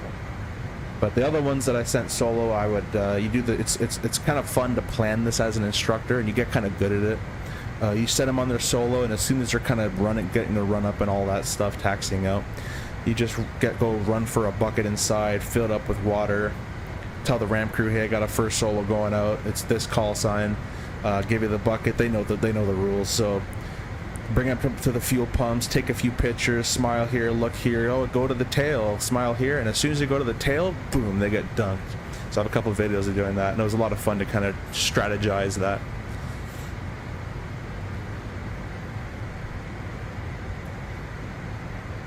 "100% more nervous?" Yeah, I think so too. I'm glad my school doesn't junk me with water. Just a shortcut. Yeah, we do dunk in water. I got dunked in January. That was freezing. We were always told, our students, to have an extra change of clothes in the car for whenever you went solo. We were always taught as instructors to not tell students when they're going to go solo, like, oh, next flight we're going solo, because that kind of just puts an added pressure in most students, unless you can kind of read your students. So some can handle that, and some are just, you know, naturally just more gifted and good to go. And some, if they're more on the fence, you kind of have to give them that push and encouragement, or else they'll never do it. So you kind of have to pick your battles. So I would never say your next one's your first solo. It's going to be I'll just say, okay, cool, we'll do circuits next time as well. And next time they come for circuits, if they perform properly what I was expecting, and everything's up to snuff with the documentation and all that boring stuff, then I'd say pull off over here. And they'd be like, what do you mean? I'm like, yeah, just, you know, pull up to the side. I want to check something on the tire. And pull off to the side, and I close the door. So you got your papers? Check them all real quick. Cool. See you later, buddy. And sign them off solo, and then look in their face. But that's kind of what you got to do, or else they kind of build it in their head a little bit. So hope you weren't shoehorned into 152. No, I wasn't. 172s only. Thankfully, my school had sold all the 150s, so those are all gone. That would not have been good.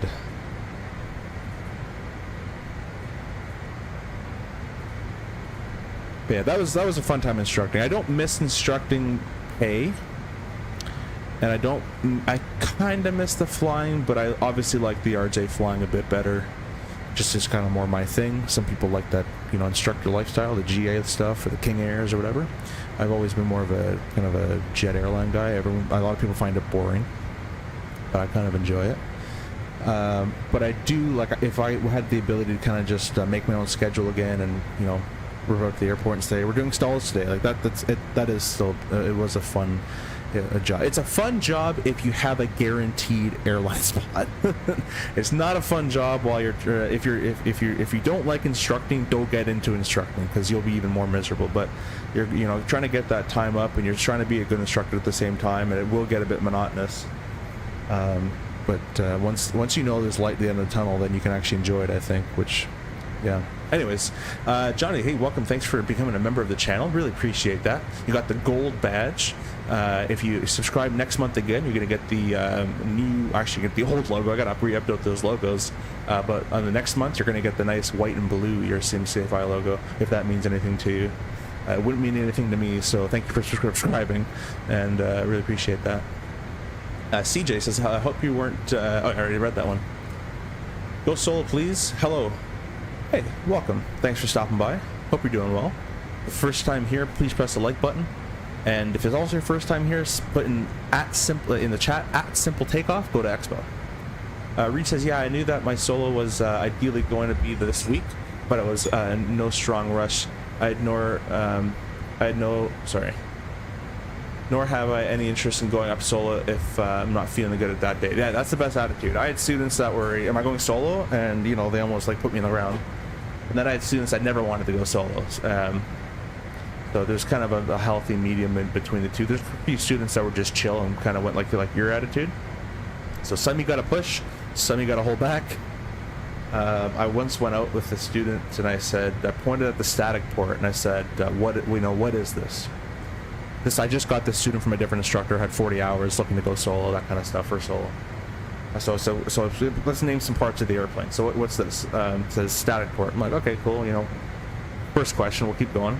What does it measure? What does it do? And then his answer was measure static electricity. That was probably the closest I got to laughing. I didn't, because that's not nice to do. But immediately in my brain, that brings me to probably not going solo anytime soon, especially after all the other questions I asked and stuff. So that's kind of the thing as an instructor. I forget what they called it. TLK or threshold knowledge, TKT, threshold knowledge test. So ask a bunch of questions and you can form not profile them. You can form an opinion or some sort of level where the student's at in order to guide the training. So a lot of TKT, and you can kind of, as long as your questions are accurately asked and you have accurate answers to them, you can find a lot of information out about some people and what they know. Ashton, hey, welcome. We're in a VC a few days ago, but it's the update publicly released. No, the update's not out yet just yet. I do know that it should be very soon, but I don't know when that is. Holy hell. I've been gone for a second. We've got up to 5875 on the subs. You guys might hit that 4.2 mil tonight. Thanks to Simple Takeoff for the donation, and thanks for Johnny Mon 211 for becoming a member. So thank you so much for that. I really appreciate that. I do have some member-only streams up, and the next one might be a Formula 1 race. I'm going on a 4-day pairing starting tomorrow, which is a takeoff at 2 p.m. It's more my time. I don't like early stuff. And so I'll be kind of gone for 4 days, but then on Monday I'll be back with 3 days off. So I'll probably get some streams on Monday.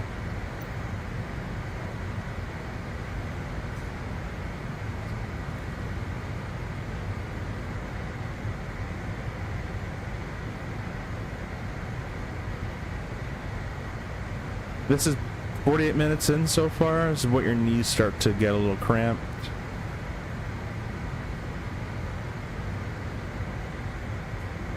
Center Denver 1333 requesting direct IDM, India, Delta, India, Oscar, Mike, if possible. Give myself a cut. Listen, I'm already out of his zone. Oh, he went offline. Okay. Well, I'm just going to give myself the cut then. 22.8. And we'll go direct. Hit 'em. Second from the top is direct in the CRJ. That dotted line looks good. We'll press execute. And the airplane's gonna turn. Notice how the airplane gives itself a little bit of time to capture the new course.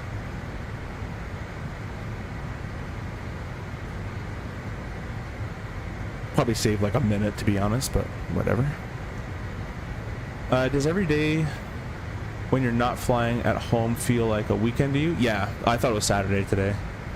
That's why I'll come online and say thanks for joining me on Friday, but it's like Tuesday. So that's the cool thing about airline flying is depending on how your schedule is made and how senior you are and all that kind of stuff, you can have a great schedule or bad schedule, but you do get guaranteed days off as well. So depending how you structure it, last month I had 5 days off in a row, 2 days on, 6 days off in a row, but I worked a bunch of the start of the month. So depending on your country, you can only work a certain amount of hours a month, or sorry, you can only fly a certain amount of hours a month. Doesn't mean you're not technically working, as startup doesn't count, walk around doesn't count, security doesn't count, staying in a different country at a hotel where you don't want to be doesn't count. But flight time is 100 hours, 100 to some other countries have different, but per month. Absolute maximum. Most people do about 77 hours a month, 77, 85 area of actual flight time. Doesn't count for anything else. So you'll tell someone I work 77 hours a year or a month, and they'll go, "That's it?" But there's a lot more to that than just probably CJ can verify that. But there's a lot more than that 77 hours than they're telling you. A lot of volunteer work.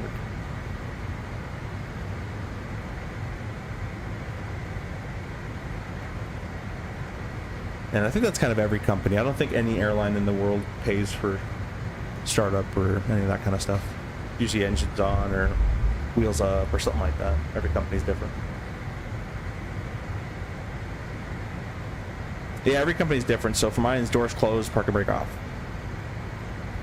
Once that happens, we're getting paid. And obviously you can't just close all the door and turn the park and brake off. You have to do it within a certain time window between your certain departure time, or else obviously it's like you're trying to get paid, you know. You're doing it early. There are some captains out there that will just kind of turn the park and brake off and on, but you're really not supposed to do that.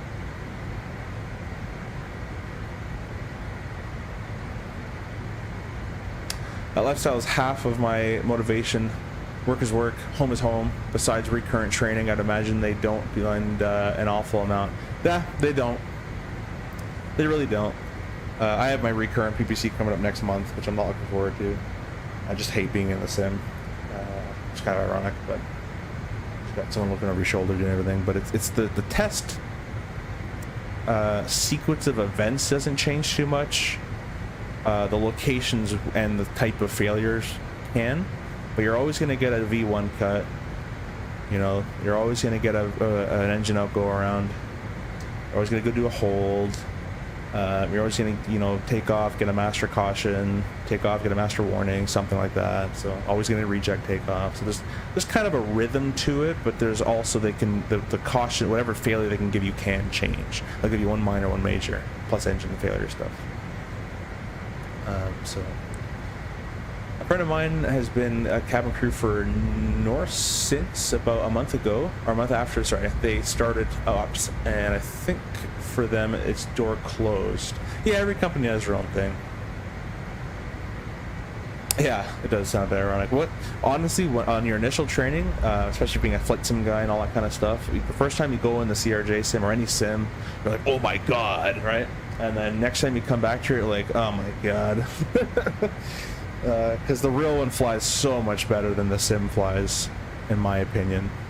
Again, they don't fly anything alike. They're close-ish, but you just can't replicate real-world stuff. I don't really know how to say it. Someone says on my V1 cuts, they expect you to remain within certain degrees from centerline. Yeah, I forget what that is. I think it's within 10. Feet or honestly I don't know. I'd have to go check it out, but maintain sound as best as possible basically. I don't know all the restrictions, or all the windows. Keep it centerline as best as you can. I learned something in one of the sims actually, which is kind of beneficial. Might be an RJ thing, might be other jet things. I'm not sure, but it's contaminated with snow. You get a V run cut. I'm full rudder. This thing's not going anywhere. And guys, like, you put your rudder. I'm like, I'm full rudder. He's like, how about in the next? We're gonna try it again. How about the next one? This wasn't the test. It was just like a trainer sim. How about the next one? You hold yoke down pressure a little bit longer. We're passing 130 knots now, right? So yoke down pressure through 130, you know, you get the caution, the engine cuts, but because you're holding that yoke down pressure in that contaminated slush, it's keeping that nose gear digging in that ground, and you can actually steer it a lot better with your pedals. So that's something I learned. So if it's a contaminated, slushy kind of runway and you have an engine out, or even if you're using, you know, normal engine, you need a bit more rudder authority, nose authority on the ground. So push that yoke down a little bit. Okay, thanks, Chase. We'll do that. So that's something I learned. So there's things that you learn in the sim for sure that you can apply. But yeah. Does your airline give a briefing before the PC with the hot topics they'll cover? Yeah, they do. It's about an hour pre and an hour post brief. They won't in the test. They're not going to say you're going to get this failure and this failure, but they're just going to say this is a standard. You know, flight test. It'll be conducted in accordance with the blah blah blah. They give you that kind of spiel. They'll give you the rundown of all the what they're looking for. You guys can make mistakes, but as long as you catch the mistakes together, work as a team. You know, unless it's a major error that gets left unchecked, stuff like that will result in failure, and they'll go through that kind of a brief. They won't say what's on the test, even though you've done multiple PPCs. You kind of know the rhythm of it, but you don't know what the failure is going to be. And then in the brief, you're going to get the flight plan. So you kind of go, you know where you're going from, going to. Yeah. Ridiculous that so much of crew's work is technically unpaid. You should be on the clock from the moment you take your first bite into stale Danish in the hotel's continental breakfast. Yeah. I don't know about that one. I see what you're talking about that. Yeah, in a perfect world, it's probably not sustainable for an airline to pay like that, I would assume. But in a perfect world, you know, once you're past customs, you know, once your report time, once I need to be at the gate at a certain time, it should be paid time, in my opinion. That's kind of how every job works, really. I think it's just not sustainable. I would imagine if there's delays and things like that, I mean, they'll probably go bankrupt. I don't know business. The last person to talk about that. So that's what I think why it's not like that. I don't know. Yep, no requirement to rotate at VR. Keep it down for a bit longer. Yeah, exactly. Yeah. So that was a nice little trick. JBS says, when you're dealing with older aircraft like those CRJs you're working with, no two frames fly the same. Even with new planes, you can't have one that shows up as a lemon. Yeah, exactly. What I noticed is the NGs are so much slicker. They're so hard to slow down, and they speed up in the descents, whereas the 900 regular ones, we do 3,000 feet per minute idle thrust. The airspeed stays quite constant. You do 3,000 feet per minute idle thrust in an NG, you're going 290, 295, 300, 310, 320, and you can let it go as long as you don't get in red. And you're not in turbulent airspace, you know, you're not in your maximum structural cruising area, but the NGs are much slicker. And the other thing is the seat position. I can never, in the NG, there's something with the way the height of the flight deck, or maybe this panel or something, I can never get the best seat position as I can in the regular, just a regular 900s. I don't know what it is. Maybe something with the chair, I don't know, I just can't, so. They all have their own little things. This is kind of roughly where, you know, I like to sit. Something like that, as best I can kind of replicate. Silver just went bust this week? You mean like the silver, like how much silver costs? Like the trade value of silver? Again, I'm the last person for business, so I have no idea. I'll just agree with you. I really appreciate you guys watching as well. We got 37 likes in the channel, or the horizontal stream currently. and we're up to 5,875 subs, which is quite insane. When I had this channel originally, it was a long time ago under a different name. I had the channel for about 7, 8 years now. But I only really started growing crazily the last 5 to 8 months or so. So really appreciate you guys stopping on in and liking this kind of streams. I only streamed as well because Flight Sim Gaming said I should stream. So that's why I stream. Got another hour and 25 minutes. I'm going to cheat, guys. I'm going to go off VATSIM here, and I'm just going to... I don't really want to wait this long, unfortunately. I'm sorry if I bother you guys, but I'm just going to make this go a little bit quicker. If my girlfriend wants to play Fortnite with me, and I won't be able to do that. It's Lake Ontario, maybe we're passing. It looks kind of similar. I'm going to stop around the 45-minute mark. Press Y. There you go, 48 minutes. That's pretty good. Let this airplane kind of go direct ITM, kind of catch its balance a little bit here. There you go, direct ITM. Kind of get the lag to go away, let it just reload everything. The regional down in Florida with the pink ATRs. I have no idea who that is. I've never heard of them. And once again, there's no passenger ATR ups in the States. Okay, yeah, no, I've never heard of that one.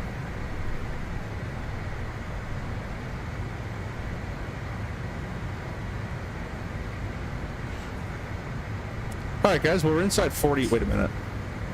How did that just get to an hour and 56? No, it was 48. I'm sticking with that. So let's start planning our arrival here. I'm going to reconnect into VATSIM as long as I'm not in a controlled airspace. I can do that as I've been told from somebody. Let me just see where I am really quickly.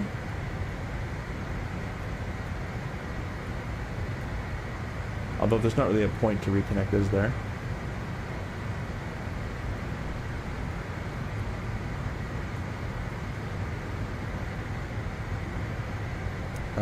I'm gonna try really quickly.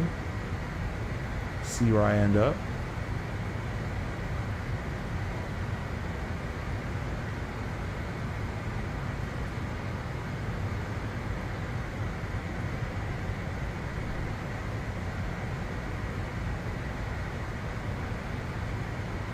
Come on, VATSIM radar. Don't do me like this. Tell me where I am.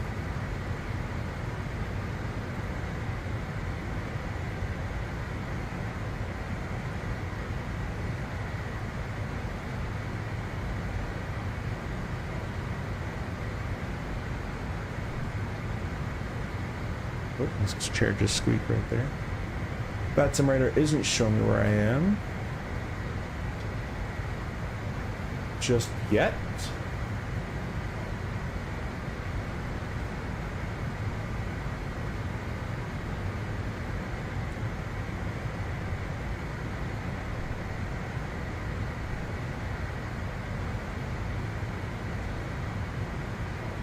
Uh-oh, I did spawn inside the center, so let's not do that. I'm gonna disconnect, and we'll have to stay disconnected, unfortunately, just for time's sake today.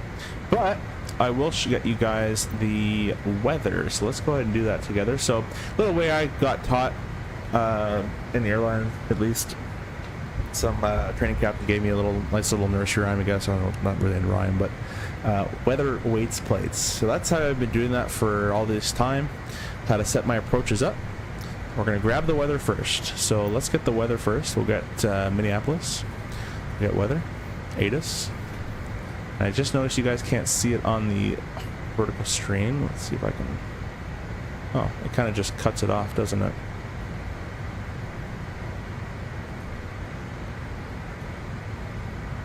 And let me get rid of that guy for you. There we go. Yeah, I don't know why it's cut off like that. But anyways, notice it's cut off there too. Well, I'll tell you what we're using here. It's, where's the arrival ATIS? Arrival is 12 right. So, the weather is 7 mile viz, scattered 17,000, 17 degrees Celsius with altimeter 3008. Let's plug in 3008 into our standby altimeter. Alright, we're probably going to plan the ILS in that case, so we'll press hide, MSP, approach, ILS 12 right. We'll go ahead and pin that chart. We'll bring it up here and we'll just kind of keep it on the standbys for right now. And we'll leave it like that. I will take that away from you on the horizontal screen. Weather weights plates. Next is weight. So performance initialization. This is still bugged, and I've reported it, I think, many times. Also, I just noticed we're going to be pretty heavy on fuel from me doing that slew maneuver. So I might have to cheat and just kind of bring myself a little bit lower. That's fine. So yeah, this is a bit still bugged. So I'm just going to retype in 5470 in there. Or was it 5480? So 7480. And that's going to recalculate our gross weight. That should be automatically being calculated, but it doesn't seem to do it anymore. Anyways, we got a 0 fuel weight. We're going to use this number, and we're going to add this to our predicted landing fuel. This number is usually quite high in the sim. It's usually not correct. So what I'm going to use is the flight plan number, which if I find where my flight plan even was. Tabs I got open now, I got found it. Our predicted landing fuel is 4,417. So basically, we'll round that guy up to 67,000 pounds plus 45, so 67, 8, 9, 71, 71.5 is our landing weight, predicted landing weight. So we'll go to performance, we'll press this takeoff and landing sheet here. We'll go in here, we'll type in 71,500. It's red because the max landing weight is 75,100 for the 900, the CRJ 900. It should have the airport auto loaded. We'll press charts, use flight plan. Okay, guess not. Doesn't like that. Uh-oh. Uh-oh. Still works. Okay, good. I thought it was a Wasson Breeze.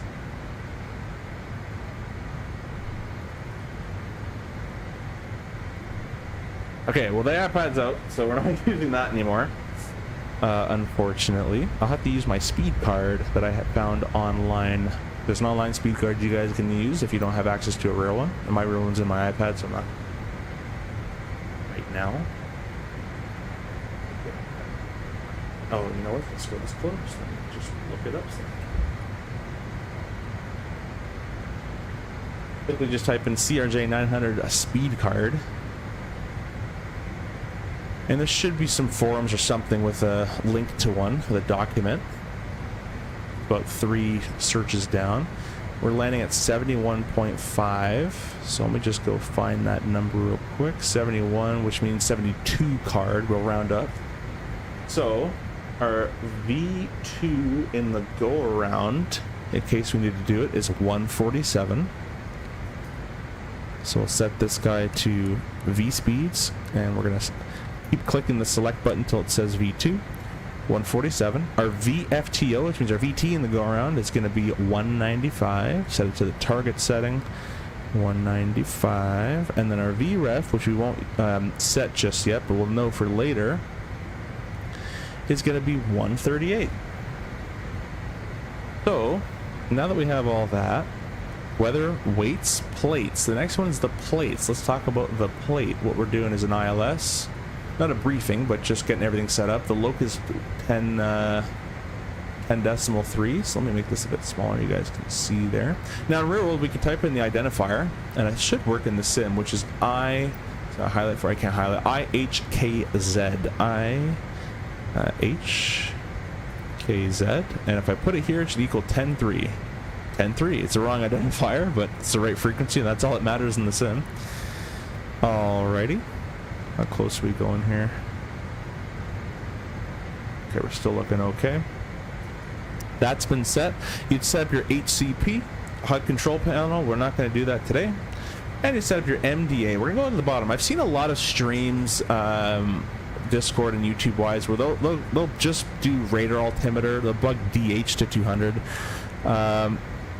You're not supposed to do that, as that's not legal. You have to actually scroll the MDA. For a Cat 1 at least, to this number, 1042, which we round up to 1050. There's 1050 set on the MDA there. Now, if you're doing the Cat 2 or the Cat 3, this would be an RA-based minimum. So radar altimeter, that's where you'd use the DH. That's where that comes in handy. But every other approach other than a Cat 2 or 3, without the RA there, if it doesn't say RA, you're using the MDA. DA is bold. The bracketed H is decision is above ground. We don't use that unless it's a Cat 2 or Cat 3. That's all been set. No temperature corrections required, thankfully. Departure and arrival. Arrival is the Muscle 3, ILS 12 right. Let's take it via... we're flying... What are we flying right now? Flying west. We're flying this way, so it doesn't really matter. We'll just take it from vectors. That's fine. I'll vector myself as no ATC, as I've screwed all that up by slewing.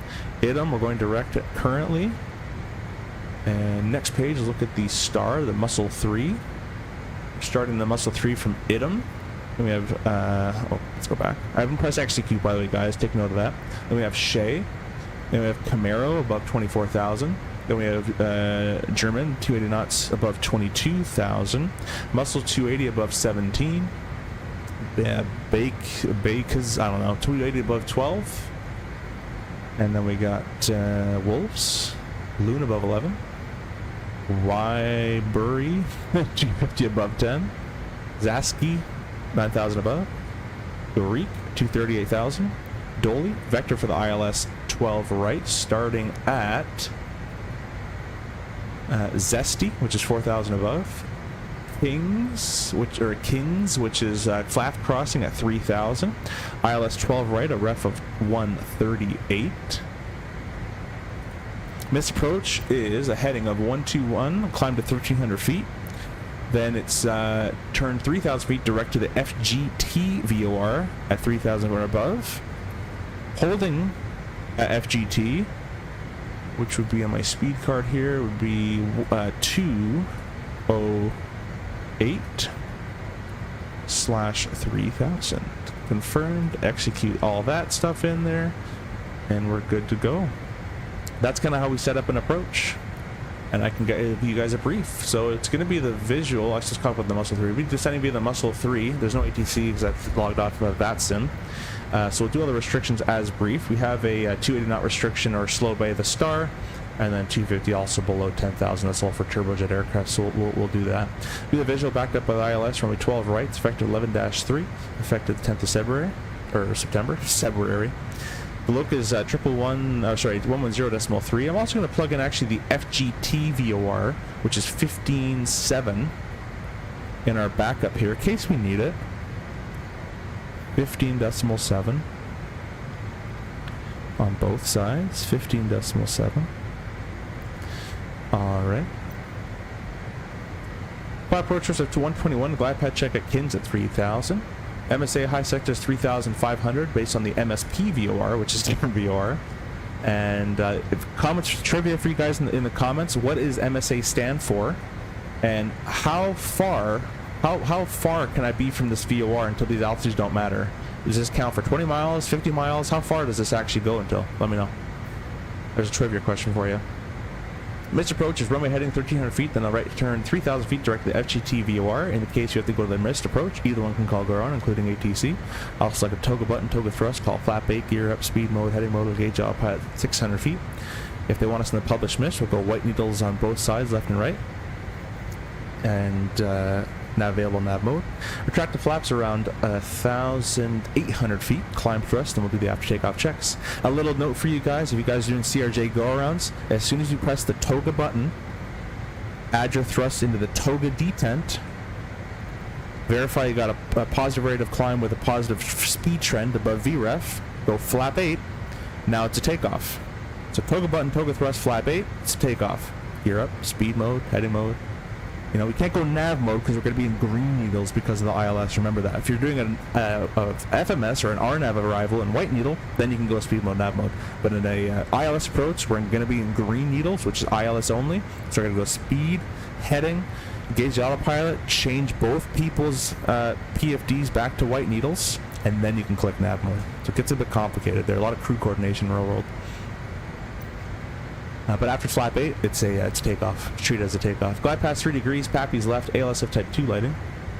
They got MDA of 1050 set right, and the other guy would have it hopefully set on the left side. I'd cross-check that. We're going to have an extra, I don't trust this, but we're going to have an extra probably 2,500 pounds of fuel, not 35, which gives us enough time to come back and try again and land if we have to go missed.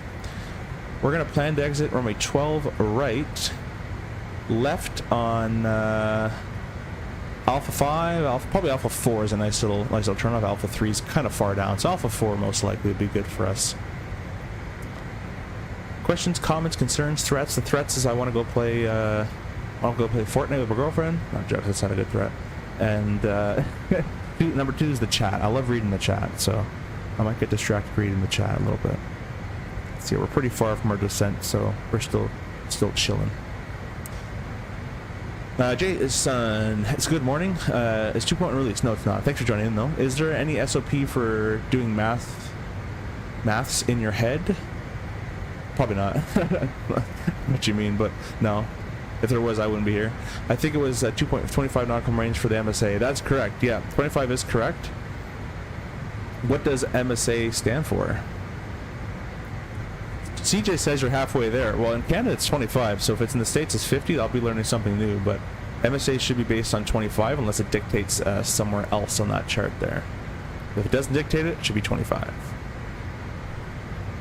Nautical miles, of course. MSA minimum safe altitude, provide obstacle clearance up to 25 nautical miles radius in case of emergency. Yeah, although I believe it's called minimum sector altitude. I could be wrong about that, but same idea. You're correct, yeah. Potato. Don't go below the altitude within 25 miles if you have no idea where you are or on the vector. And we're not clear for the approach. Anyways, yeah, we're looking pretty good. We got to be above 24. These are kind of all easy restrictions to meet. Above. You kind of get a little carried away with being above all of them, and then you're not, you're not low enough. So what we're going to do is we're going to find the hard altitude on this star. I'll bring up this departure again, or arrival, sorry. Above. At 8,000. Let's make sure we're doing that one, actually. It's taking the right turn. Greek is the one we're doing. At 8,230 knots. So that's kind of the one I'm going to actually target. And I'm going to just make sure I'm above the rest of them, basically. And at the 280 restriction on the speed. So we're at Greek is requiring 800 a minute. I'm going to start down when Greek wants 2,600 a minute. And in real life, you're able to actually target this. But it's, yeah, anyways, we're not going to get into that. Clear that. Oh, actually, something I wanted to try. Apparently this was fixed. Let's say they said Endeavour 1333, 20 miles, let's see, we're heading west, 20 miles east, so towards us, of Shea, cross 320. Cross, descend and maintain 320, 20 miles east of Shea. What you should be able to do is press Shea /-20, put it on top of itself, and it should make a new waypoint. Okay, well, it made a new waypoint, but I don't think it's where it's supposed to be, so I don't think it got fixed, but it should have made one 20 miles east of it. That kind of sucks. Let's try ITM. ITM -10. No, it makes one like offset, so never mind. Disregard, that's not fixed.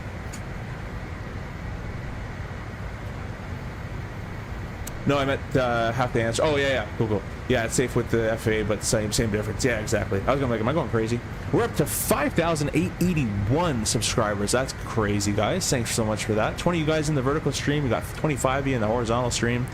If both of you guys clicked 2 tabs open, we got 50 in each. That's simple math. No, I'm joking. We're hitting for 4.2 on the subscribers, 4.2 million on subscribers today, and 2.2 in the likes. Pretty close.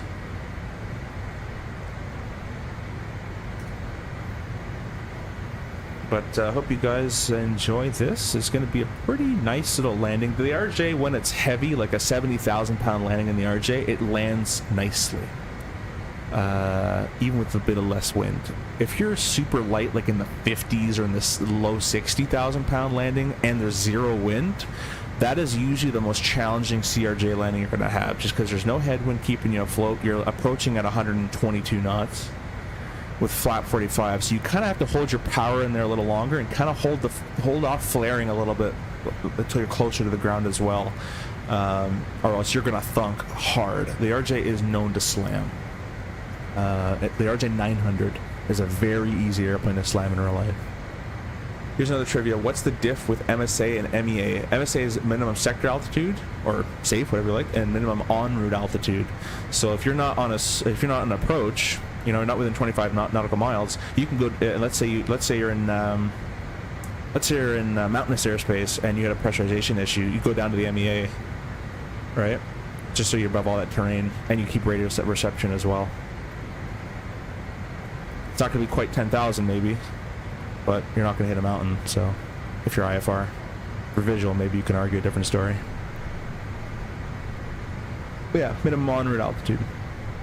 Takes into account on the MoCA and radio reception and all that kind of good stuff. I haven't really had to use it, to be honest, thankfully. But they are there on your low and high charts. Probably the low chart, actually. Shouldn't be on the high chart, I don't think.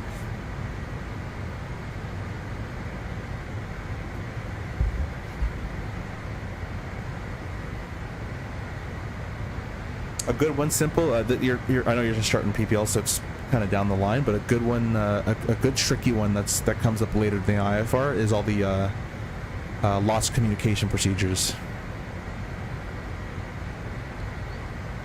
Yeah, MSA's are only approach charts. Yeah, but if you start looking at those lost comm procedures, lost comm in a SID, lost comm in a star, lost comm in a conventional SID, lost comm, you know, there's all little lost comm stuff in the IFR world that's kind of annoying. So obviously don't worry about that now, but once you kind of get to that point,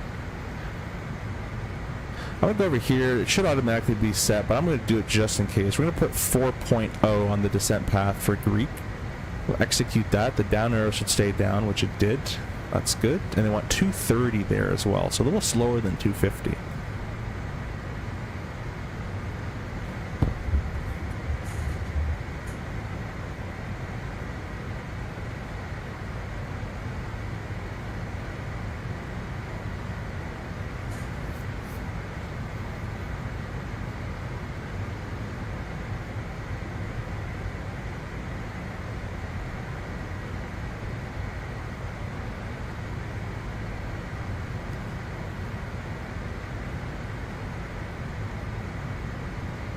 Yeah, I recall you saying those lost comm procedures are in the CapGen or something. Yeah, they should be in... If they're not in the CapGen, they're going to be in the rack section of the AIM. The RAC sections. I think the 400s. If I'm right about that, I can't really remember that. 200s or 400s pages, somewhere in there. I used to remember the page numbers. I don't anymore. But they're in there. Another question is how... this is an IFR question on a flight test that I got, is how wide is a T-route? From memory, it was 10 on each side. You got 10 miles on the left, 10 miles on the right, total of 20. Unless it was half of that. You kind of go to the airlines, you kind of forget all that stuff. But yeah, it's all on the rack section, RAC, in the AIM. But I wouldn't worry about that till you're, you know, at least it's half done that CPL area. Yeah, cold temperature correction is in the CapGen as well. And in my company, the QRH, you have the cold temperature correction, the QRH as well. 777 Coltrane, hey, welcome. Thanks for stopping in. Hope you're enjoying the stream. If you're brand new, please press the like button. Also, if you're brand new, type in chat at Simple Takeoff. Go to the FlightSIm Expo. We're just trying to peer pressure them into it right now.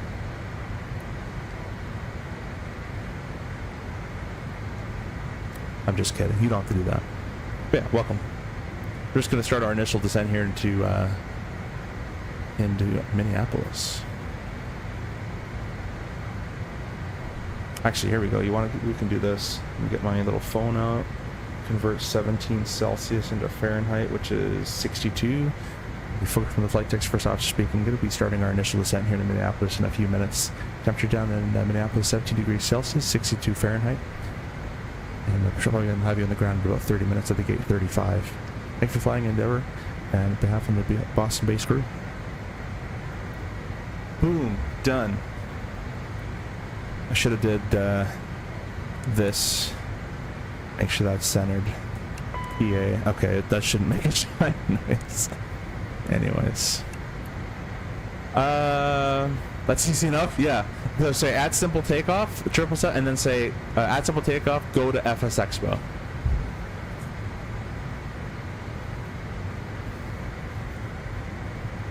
And just make my viewers work when they come here. Give me some other shots here, some popcorn clouds. Little hint for you guys, by the way, if you have very sharp weird edges on clouds, go to your flight sim config folder, which I forget where it is, but if you look up where my config folder is, should be just config.cfg. Open that up in like Notepad or whatever, and scroll down till you find graphics and film grain. Film grain will be turned on by default, and you can't turn it off in the sim. It's set to 1. Set the code, get rid of 1, put it to 0, so equals base 0. Control S for save, and now all the film grain, sharpeny garbage goes away, and all your clouds look a bit better. Yeah. Where's FS EXPO this year? It's in Rhode Island, Providence. I'll be there if you're going. Francisco, welcome. That's a cool name. Hey, welcome. Thanks for joining in. Francisco, if you don't mind hitting the like button, subscribing, and typing in chat at Simple Takeoff, go to Flight Sim Expo. We're all peer pressuring it.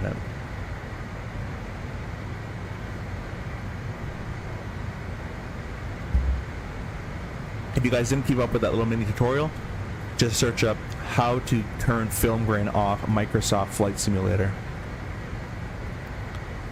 Greek wants 1,000 feet per minute, so we still got about 1,500 feet to go. Still another probably 5-10 minutes or so in this course. I'm gonna go put socks on. I haven't had socks on this whole time. Feet are cold.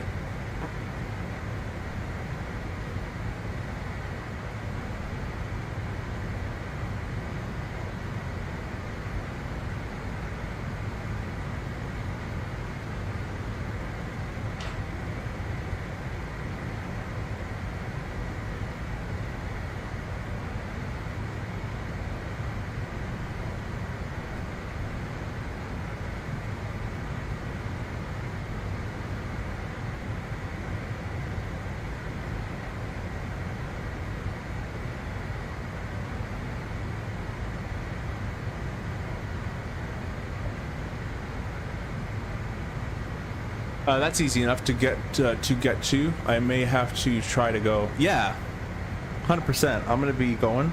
A lot of my flight sim buddies are going, so I can't wait to meet them in real life. It sounds like a really good, just kind of a nerd fest, so I'll be there for it.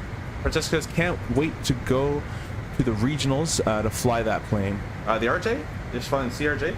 Yeah, man, it's gonna be a lot of fun. If you can fly the CRJ, you can talk to anybody who's flown it. If you can fly the CRJ, you can fly an airplane at the airlines. The Embraer Pete fans, it's kind of a joke I've heard in terms of level of difficulty. It's kind of the mini Airbus. Q400 is actually quite difficult, I've heard, because it's kind of a CRJ, a little bit slower, but a lot of torque and all that kind of stuff you got to deal with non-counter rotating props. So could get a little spicy, just a little bit slower. So it's a pretty difficult plane as well. But if you can fly the RJ, you'll be good on anything. Everything gets easier. Simple says, how about Flight Sim Gaming or Skymaster? Are they going? Flight Sim Gaming can't come. Skymaster, I'm not sure. But I know Flight Streamer is going, and Captain Canada's going, CST is going, I'm going, Mickey Mike, Owls, Fly with Lotto I think is trying to go. All the big name companies are going, so it'd be kind of cool to meet them in person as well. I got another subscriber, thanks for that. Triple says ERJ is awesome. Yeah, it's a cool plane, I'm sure it does well, but it's just not as hard. Yeah, my father flies CRJ IRL out of Newark. Yeah, ask him what he thinks. See what his opinion is. Might be a little bit biased, but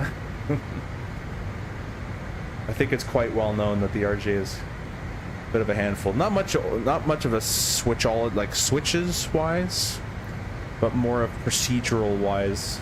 Everything's kind of old. It's more of an old school airliner, especially with the manual thrust and all that. No auto throttle. A lot of white needle changing over and all this kind of stuff. How are you liking the CRJ? I love it. The sim one's getting a lot better, but the real one is obviously is awesome to fly. It's a lot of fun. The other day I flew with a captain who I actually graduated the school I graduated from a different year, of course. And he was like, "Look, man, I'm not like if you want to take it on manual, you go ahead. If you want to hand fly, I don't mind." So I hand flew it up to 27,000. trivia question for you guys. How high can you legally fly, hand fly the airplane? How high? So you're in breach of a certain airspace rule. There's a question for you. CJ, you can't answer that one. Anyways, flew up to 27,000. Put the autopilot on. And then flew it from 8,000 feet all the way down, intercepted the localizer, and did this like kind of downwindy turn kind of thing. It was a lot of fun. So CRJ keeps you on your toes. It's a lot of fun, especially with the LaGuardia approaches, the visuals we do there, DCA visuals we do. We go into some small remote airports sometimes. We kind of just mix in with 172s and fly circuits, kind of vectored circuits really. But yeah, it's a lot of fun. It's probably the coolest flying. Not the coolest. It's probably the coolest maybe airline flying you'll get. Not destination-wise, but just the hand flying and the manual aspect of it.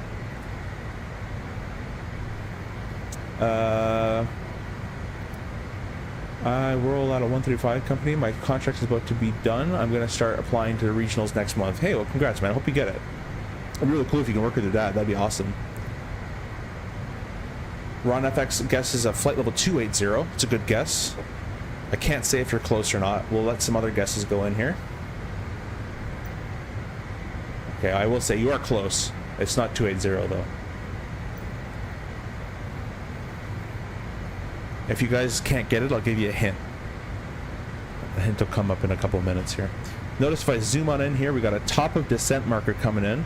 This should also be filled with some VNAV V stuff, which it's not. So what I'm going to do is I'm going to copy this, add the A back in, rethrow it over itself, press execute, and maybe some VNAV stuff will kind of populate. No, that's just kind of a SIN-ism. Maybe when we get closer it'll do it, but direct intercept page, let's go to the Greek intersection. Once 1200, we're way far from it anyways, top of descent, so. I'll miss my Caravan? Yeah, you'll miss it. I mean, the RJ is a big Caravan with 2 engines. It's twin engine, faster Caravan without torque. And Ron with the correct answer of 290. That is correct. Yeah, once you're 290 and above, you're in RVSM airspace, reduced visual separation. So you legally need the autopilot on in that airspace. So you can hand fly it up to that. Or 28999, I guess. I don't actually know where the cutoff is, but I wouldn't experiment with how close you want to get to that.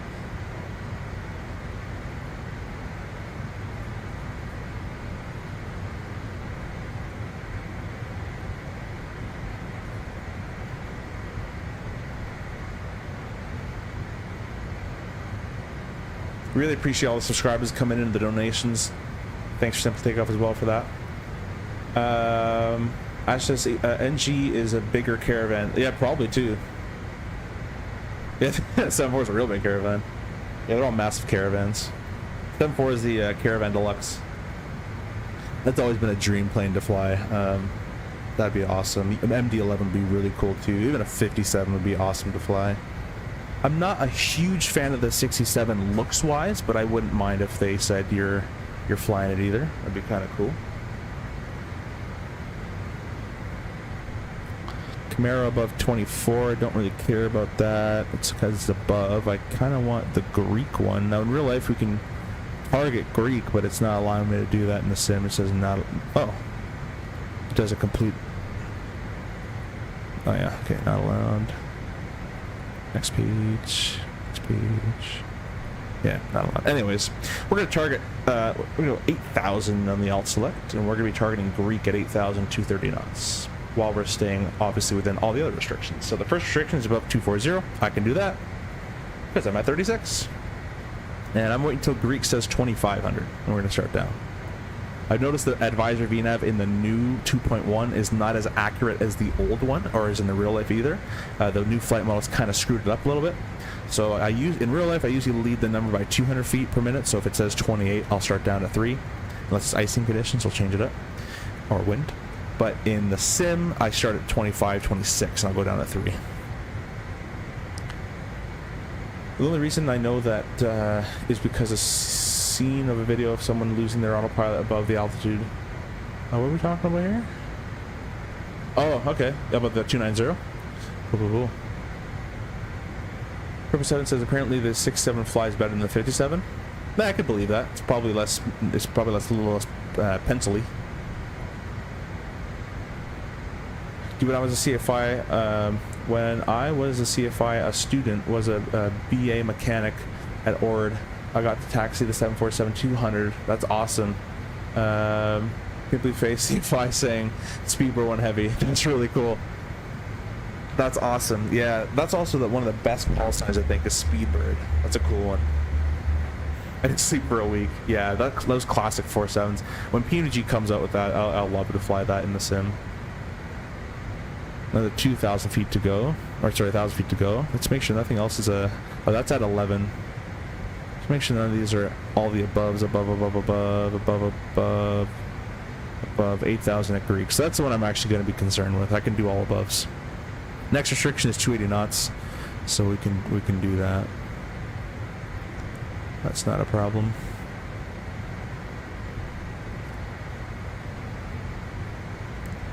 Yeah, descend via Mach until intercepting 280, so we can do that. We can do that. We can do that, chat. That's my new catchphrase. We can do that, chat.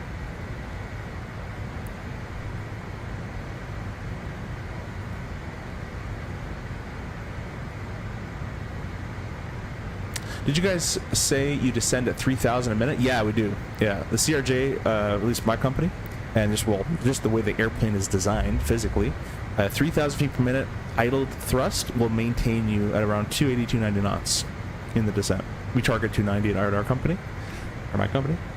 But yeah, 3,000 a minute in the RJ doesn't feel like that much though,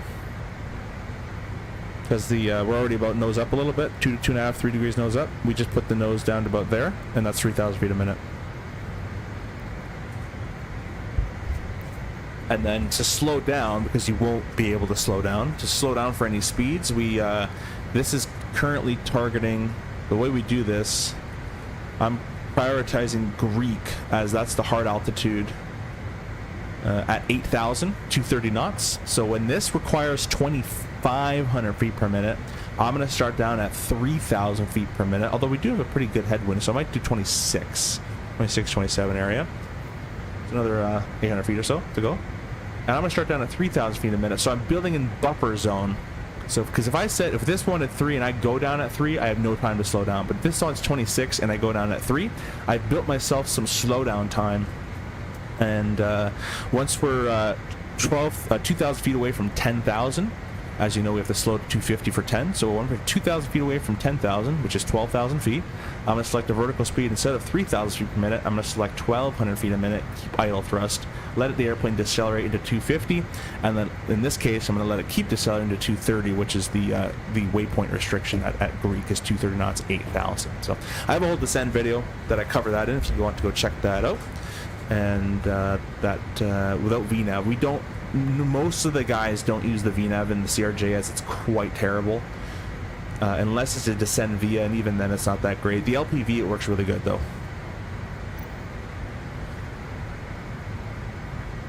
Yeah. Again, the RJ keeps you on your toes, my friend. Even the Q400 has a good VNAV system. The Embraer has a great VNAV system. The RJ, most of them don't even have VNAV. As you can see, there's nothing even here. But the NG, some operators, like my company, does have a couple of airplanes with a VNAV feature, but no one even uses it. They're just not as efficient as we can be with our quick little calculation. Do this. It's not that much math though. All these restrictions are all above. I can be above all the altitudes. That's easy to do. The Greek wants 8,000 feet. Notice there's no above at 230 knots. So now this is what I'm prioritizing. So I'll go to the direct intercept page. These are all the waypoints. So go next page. There's Greek. It wants almost 2,000 feet per minute. If my profile is 3,000 feet a minute, then I'm going to wait till this increases to about 25, 26, and I'm going to start down at 3,000 a minute. So I'm going to lead the descent profile by 400 feet or so, which gives me time to slow down. That's all I'm doing. If you started 3,000 a minute when this wants 3,000 a minute, you'll never have slowdown time, and you're going to burn through it, even with spoilers. The spoilers do kind of nothing. And in the new flight model, the spoilers do kind of nothing in the sim as well. So hopefully that kind of helps. But the whole descent video should help with that as well. It's all in the playlist here I got going for you guys. What I've noticed is this number is actually the same as this number, but it's targeting German. This should actually say Greek 230, 8,000 feet, 2,000 a minute. It has the wrong wording here. Unless this just so happens to be the same. No, see, German wants 9,000 a minute if I wanted to be at 220, which I don't. I want to be above 220, so that's fine. And we're not at 280 because the star says via knock number until intercepting 280 on your descent. So it would be via Mach number 0.8 or so. So notice that we're getting closer and closer. I haven't started descending yet. I wonder if I can... That should have changed as I moved my... I can't even do anything here. Alright, never mind. Not modeled there, so... Just waiting. This is a 3-degree descent path. I'm waiting until about a 3.8, 3.7 degree descent path. Now, if we have wind changes this. If, let's say we had a... Let's go here. VNav, next page. We normally target a 4.0 degree descent, which is 3,000 feet per minute, roughly. That's roughly what we try to do. Let's say we had 10 knots of tailwind. For every 10 knots of tailwind, we actually decrease this degree number by 0.1. So 10 knots of tailwind would bring a 3.9 descent. 100 knots of tailwind, we want a 3-degree descent path. Because we have so much headwind, I'm just going to leave it at 4. There's no point in doing even more than that. But that's kind of how we do a little bit of mental math we do there as well. Very, very little mental math.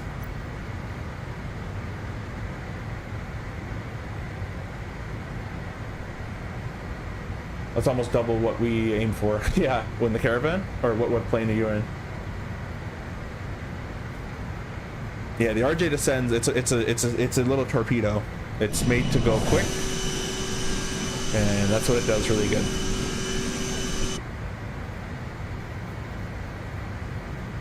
There's 2,400. I'm gonna wait till 2,700, as we do have the headwind. No, I'll do 26. I don't know if I trust this number in the sim just yet, so I'm gonna do 2,600 feet a minute. Once this number says 26, we're starting on down. We already have 8,000 feet bugged. We're gonna click vertical speed, and we're gonna wind down our vertical speed to 3,000 a minute, and we're gonna just nicely reduce our thrust to idle. I'll bring this camera back up for you guys so you guys can see.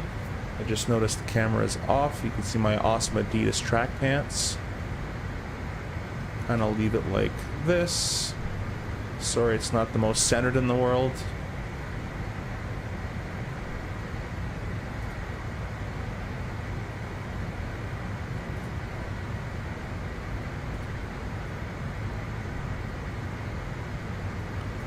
Alright, Greek wants 26. Vertical speed.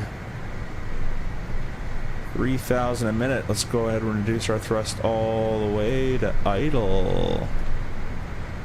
There we go. There we go. Target 7.4, 7.7 or so in the descent. Notice how this red line gets away from us very quickly as we're getting into thicker and thicker as we keep going. And we got to transition into 280 as we go here. So through 31,600 feet or so, we'll kind of hit that 280 number somewhere around there, hopefully. FGT is over my house. Hey Joseph, welcome. Sorry if this comment's late. I think my stream wasn't refreshing, but if you're still here, thanks for stopping in. You flew over my house in the game. Cool. Yeah, sorry, I think my thing wasn't refreshing on the vertical stream. Sorry about that.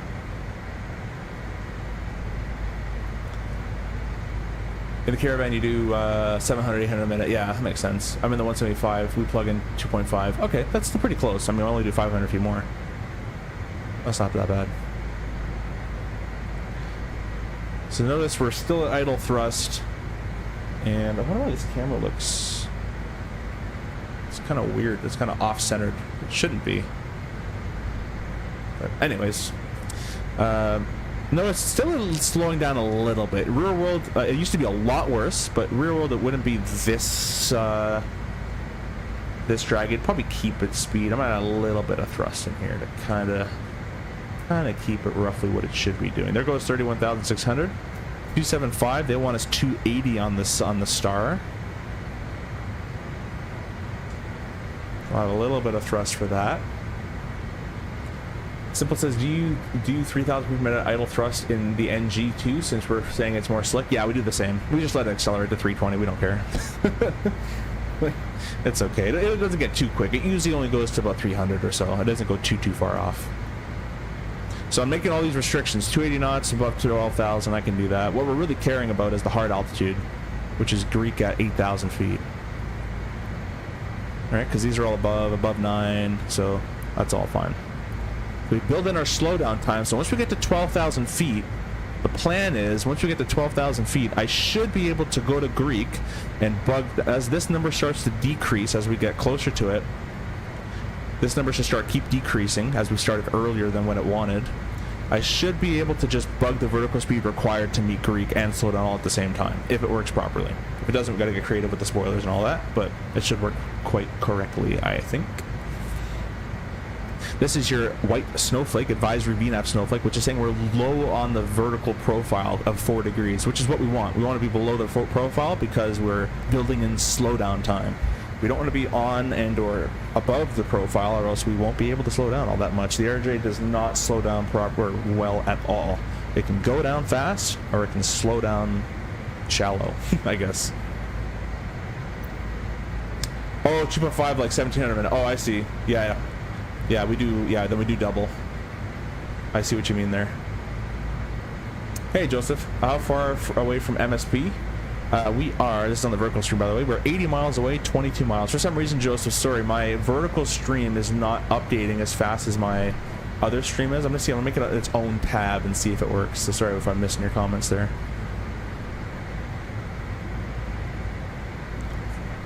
Got my replay tool ready to go.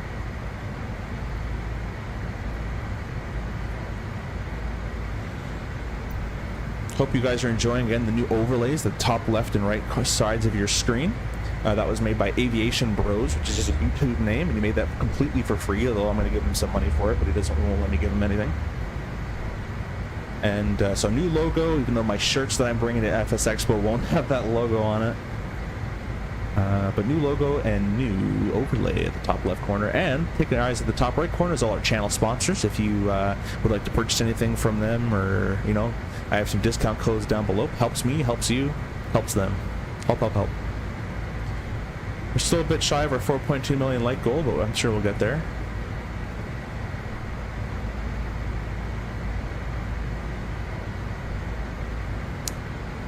Giorgio's, hello. What trust setting do you use for thrusting? Do you have to use for approach? Is it a rule of thumb? Yeah, usually in the RJ 900 we're a bit fast here. Notice as we get thicker air, 3,000 a minute, we'll keep accelerating, so that's pretty real. We use a bit of spoilers to get back down to 280.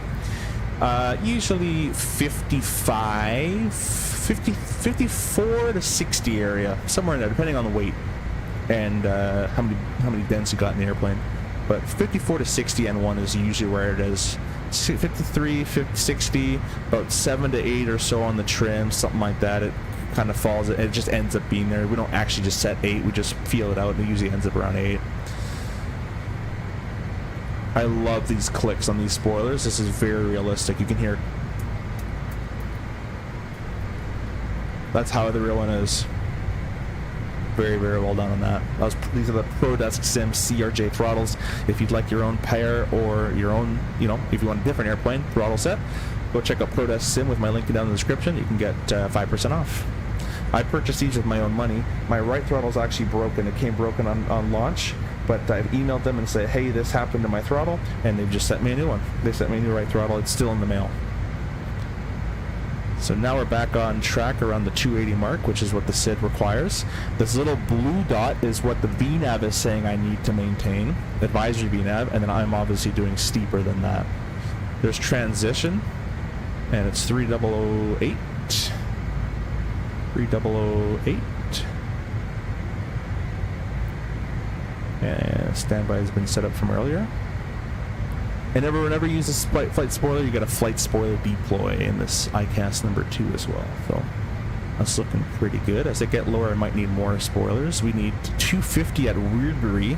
So let's go ahead and bug this down to 250. Actually, that's at 10,000, so that's going to work out quite well, I think. Let's do 250 there. We're above 11,000 there.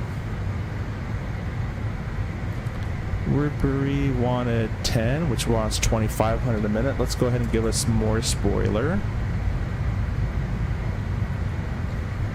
Greek wants 1,300 a minute. So what we're going to do is we're going to go ahead and actually get rid of the spoiler once it hits 1,200 or so. It's a bit of a technique here going on. There's 1,200. Get rid of the spoiler, leave idle thrust, and we're going to just do 1,200 a minute. Because we're going to be above 10,000 as Woodbury wants 2,300 a minute, so we're not doing that steep. And we're going to be 250, and we're also meeting the 8,000 feet restriction. So you can kind of play a little mental game with that. If your brain explodes, that's fine. That's kind of normal. But that's kind of the little tricks we do real world. Can you show us outside the plane? Yeah, for sure. In the Endeavor, the Hughes livery, the Hughes mod. I do wish we had the banana bar in the 175. That thing seems really, yeah, the banana bar is awesome. Really, really helpful for you know, planning out your descents. Just remembered yesterday that 77.8 FO was really enjoying the Sopranos? I don't even hear him talk about that. You see all this haze. This haze is all from those fires up in Alberta that's going on. All that smoke. I see outside the airplane. This inside with some wing views. Notice we're just nicely decelerating down to 250. Might need a bit of boards, but I think we'll make it pretty good. We're above 10,000. We're going to be above 9,000 as Zeski wants 2,400 a minute, and we're only doing 12. Greek wants 1,100 a minute. We can give you 1,100 a minute. We'll match those up. We're back on profile.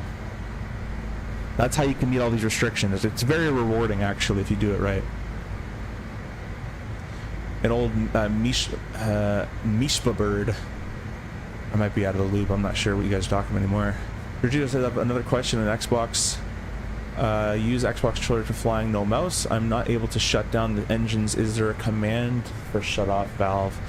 You should be able to just, I'm not going to do it here, but lift this detent lever up, and once it's lifted up, you have to drag that down. I don't know how you can do that without a mouse, to be honest, and I don't, there should be a another bit of thrust here. There's above 10,000, 250 knots. Perfect. There should be a button in the controls though for it, I would imagine. And Greek wants 1,000 a minute. We'll give you 1,000 a minute. Bring that thrust back a bit more. There we go. If the descent didn't require the 280 knots, I wouldn't have needed the spoiler, but we needed the spoiler for the 280 knot requirement.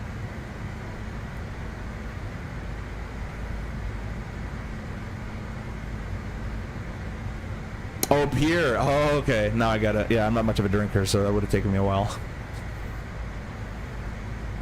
Also the command increases, like decreases height doesn't work also.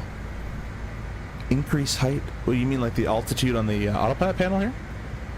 Yeah, unfortunately I don't play Xbox, so I have actually absolutely no idea how that would turn out for you. It might get fixed in the 2.1 update, but I don't know for sure or not. Kibo, hey, welcome. The plane with the Boris sounds, yes or no? 100 million %. 100 million %. I did a stream without them just to show you guys that the autopilot disconnect sound was a Boris bug because it's not updated to 2.1 and not a CRJ bug, and I missed it so much I threw it back on. So when I disconnect the autopilot, you're not going to hear anything, and that's because the Boris sound pack is on right now and it's not updated to the latest one. Now once 1,100 a minute, we can do that. And it wants a slow of 230. I'll just keep it idle thrust and just let it slowly come down to 230. If we need boards, we need it. Who cares?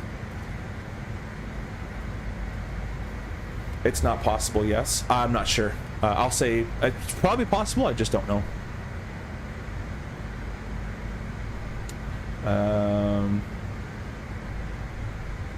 Sure, let me go up in the comments a little bit. I think I've been missing something here.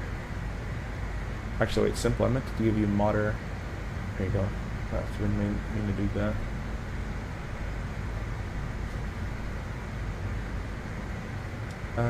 Meshba was a Northwest airline regional. The airframe was theirs when new. They had RJs? I never heard of that airline. Awesome, because I just got the sounds and as I was hoping to deep dive on this plane for the month or 3. Yeah, I think you'll enjoy it. There's 10,000 feet. We'll throw in the taxi light. loosening the belts up here as well. And we got our seatbelts message there. We'll go and press the stat button, which will unbox those. So if anything new comes up, we know about it.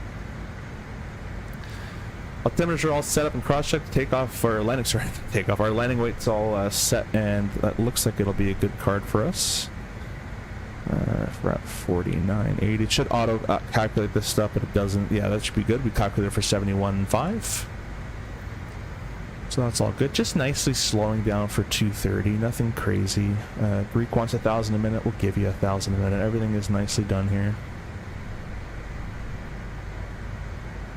And we're basically going this ginormous right-hand downwind here. In real life, there's no need for going to green needles and setting your course and all this. It should auto-set it. But sometimes in the sim, it doesn't do it, so keep an eye out for it. But once we're over here, we're going to get the blue preview ILS needles. We're going to go heading mode, green needles on both sides, make sure the course is set, sequence the FMS, and we're going to turn on inbound. There's 9 for 8,000 feet. All that is covered in my ILS, how to intercept ILS localizer video as well. I have another question. What are the most common failures the CRJ has? You're going to have EPIS comp mon. They're going to get flap seal, or that's not really a failure, but flap seals usually be missing. What's the other one? There's one in duck mon fault. Those are very common. Flap half speed. That's about it. Those are the most common ones. They're very insignificant ones, but those are the most common. They're just MEL items. And see, this throttle doesn't stay seated in its position. I'm constantly having to push it down, which I don't like doing on my mount. There was 230 knots. Met at Grec 8,000. Alt capping there. There's the preview ILS. It's going to be bouncing around as it does in real life as well with a preview glide slope. We're just going to fly this downwind leg. And now it's up to me to vector myself to a different altitude. So we're just going to set, they want Kins 3,000, 4,000 above Zesty. Let's just set down to 3,000, and we're going to do an early turn here. And we're going to do speed mode, descend. This is basically a flight level change. Descend 230, idle thrust. Now the airplane's going to descend with its own pitch to maintain 230 knots without thrust. So as soon as it gets to 230, it's going to adjust its vertical speed to maintain 230. If I want to descend steeper, you can add in boards, all sorts of different stuff. You can add flap. Technically, I'm right on the edge. I wouldn't want to do that right now, but yeah. Did I just get a wrench? With great power comes great responsibility. Cool, bro. Yeah, man. You deserve the wrench. I actually meant to do that a long time ago. You guys get the APU MELs much? Not much. I had maybe 5 in a year and a half or 2. Not too many times. ACARS I've had a couple times. It's not fun when the ACARS is out. I do be loving my ACARS. Hate listening to ATISs. I hate getting clearances. I don't like talking to people. Just print it. Oh, that's nicer. Alright, let's get down a bit quicker. As Zesty wants 4,000 above, so we'll just go ahead and set 4,000 now. We're going to go on, we're going to press our heading sync button, which is the middle of that. The middle of the heading button. Then heading mode. I'm doing this all on my autopilot panel so you can't see it. So we're heading sync, heading mode, so we're going straight. Green needle on the right. Green needle on the left. We're also going to verify that the approach course is set. It should be an approach course of 121. It's set to 301. Completely wrong.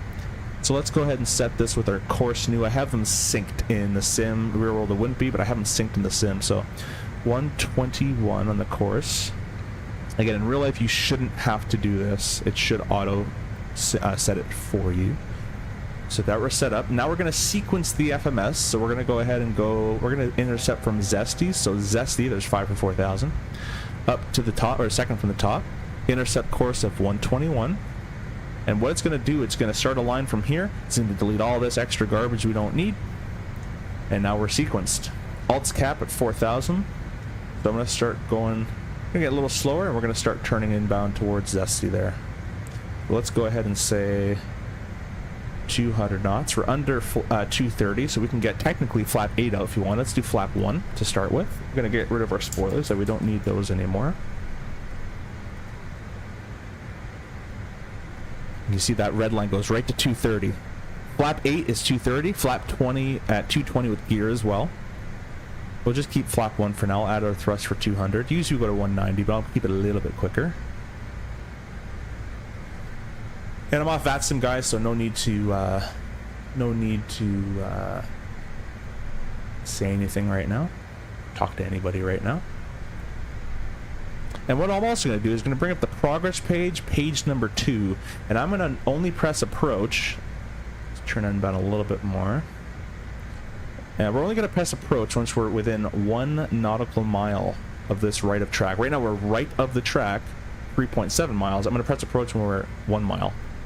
Alright, let's keep slowing down. We'll go flap 8. We'll slow to 180 as the airplane likes to intercept at a slower speed and not go rifling through the loc and have to do a ginormous turn. So we'll just keep it nicely coming down slower.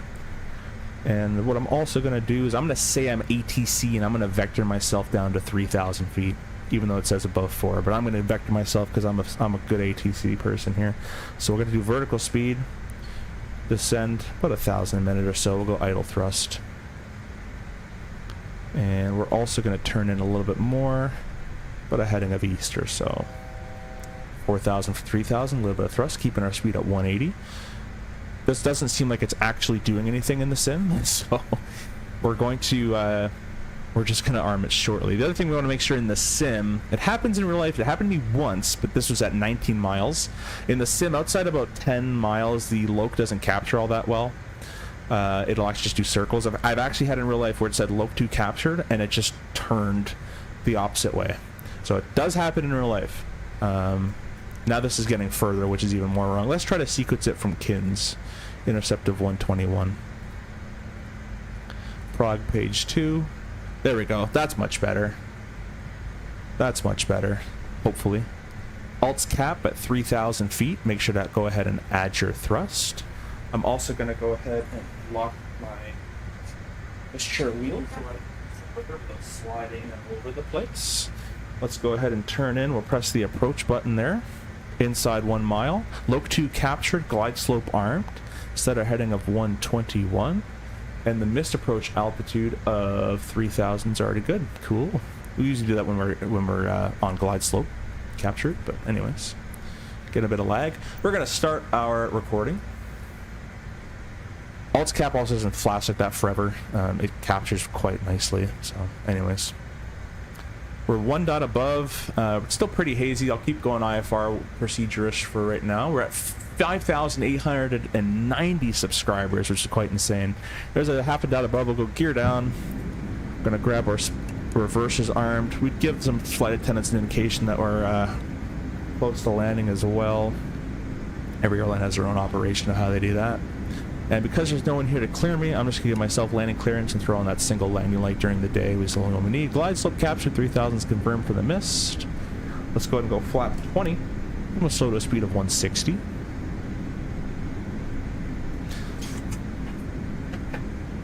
My mouse battery said it's dying. That's not good. Or if you hear my chair, I'm moving the camera everywhere. There you go. Alright, we'll go ahead and go about 5 miles out. We'll go flap 30. Speed of 156. That's what is retracted. It is a little bit thrust. Alright, flap 45, a ref of 138. No reported gust. So if there's no gusts, we don't add any +5 knots to the VRF or any of that garbage. You fly the VRF speed. Runways in sight, visual calls, visual landing. Takeoff's FAs, please be seated for landing. Yeah, some airlines do that. What's my favorite approach, Giorgio asks? The River Visual DCA is cool. The Expressway, or whatever it's called, into LaGuardia is cool. I forget what they call that one. A lot of cool ones. Even the mountainous stuff into Vancouver is kind of cool to see. Can you do a tutorial series on the newest update comes out? I kind of have a video on it, but I could do a new tutorial, yeah, for sure. For sure. This airplane in real life is capable of flying down to an ILS of 80 feet with autopilot engaged. I don't know if the sim is that good to do that, but I know real world is pretty good to do that. So we'll go autopilot disengaged. We get that red autopilot. You don't hear the warning, as I said, because once again, the Boris sound pack in this current version will make you not hear it, as it's not updated for it. getting a lot of spiky lags, which is not kind of cool. But that's fine. This is Flight Beam. Flight Beam's a Minneapolis, guys. I don't know if I can actually trust those pappies. I'm not going to. I'm going to trust my visual sense. I've also reported that as sync rate should not come on at 1100 a minute. But it does in the sim. 100. 50. 40. Flight slow. 20. Shouldn't float that much either, but that's okay. We'll go. Oh, my reversers don't work in the sim anymore. And I guess F2 doesn't work either, so I guess I'll have to do just braking. Yeah, my throttles are kind of screwed up, so disregard the throttles not working. And that's my fault because of the oh, they're working out. All right, cool. Classic F2. And we're under 45 knots, so we can take this exit and get a little bit slower first. Let me take it off here. That's all good to go. I like how I did this with my throttle, even though they don't. Anyways, I have no idea where the guys park here. I'm just gonna pick a gate and call it a day. Actually, you know what? I'm not even gonna get to the gate. I'm gonna leave it all configured with the gear down. I'll retract. I'll kind of recenter the spoilers, kind of get everything set up, and we'll show you a couple of replays, and then it's off to bed. Actually, it's off to Fortnite for a couple games, and then it's off to bed for me. So let's go ahead and everything should be set for the replay. I'm going to stop the recording. I'm going to back it up to about there-ish. Press play, press the number 7, which I bound, and there you go. What does actually arming reverse do when I'm spoilers, a spoiler up automatic? But wait. What does actually arming the reverse do when I arm spoilers, the spoilers go up automatic on but not reverse? Yeah, the spoilers in this airplane are automatically armed in this ground lift dumping system. It's just above the reversers. If you don't have the reverser switchers armed, it doesn't actually power the hydraulics for you to actually, it won't even let you click them into the reverse in the real plane. So that's how much I know about it. I ain't maintenance.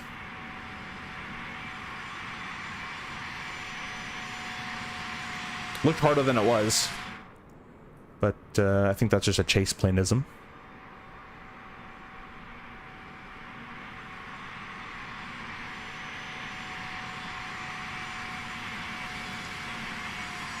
Give you guys from a different perspective here. Let's give it to you guys from.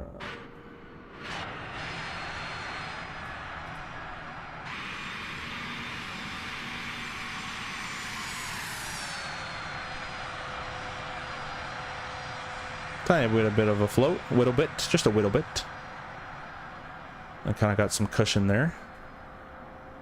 Great stream, thanks Double Takeoff, and thanks for staying the whole time, man. That was kind of crazy. There's me wrestling with my reversers. Thanks so much for staying. Let's give you guys a tower view here. And any last comments, throw them in there. I'll give you guys a tower view, and then I'll put the landing replays on a bit more, and we'll call it a night. I guess I can get rid of my throttle here. Looking forward to flying this thing. Good luck your good luck your account. Good for a few days. Good luck. Oh, sorry. I'm being. I can't read. Gonna lurk on your account for a good few days. Yeah. Feel free. That's what it's there for. All the playlists are hopefully designed for you to learn a bit more of the RJ. So. I hope you enjoy. With that, guys, I think the vertical stream is slowed up as well with comments. Giorgino says, so this means when I don't arm reversers, they don't deploy. They shouldn't deploy. You still have to actually physically, just because the switches are up, you still have to physically pull the reversers up. But in real life, if those reversers aren't armed, it won't even let you pull them up. CJ, hey, well, thanks, man. Thanks for stopping in, and hope to see you on the next one. If you're going to Expo as well, I'll see you there.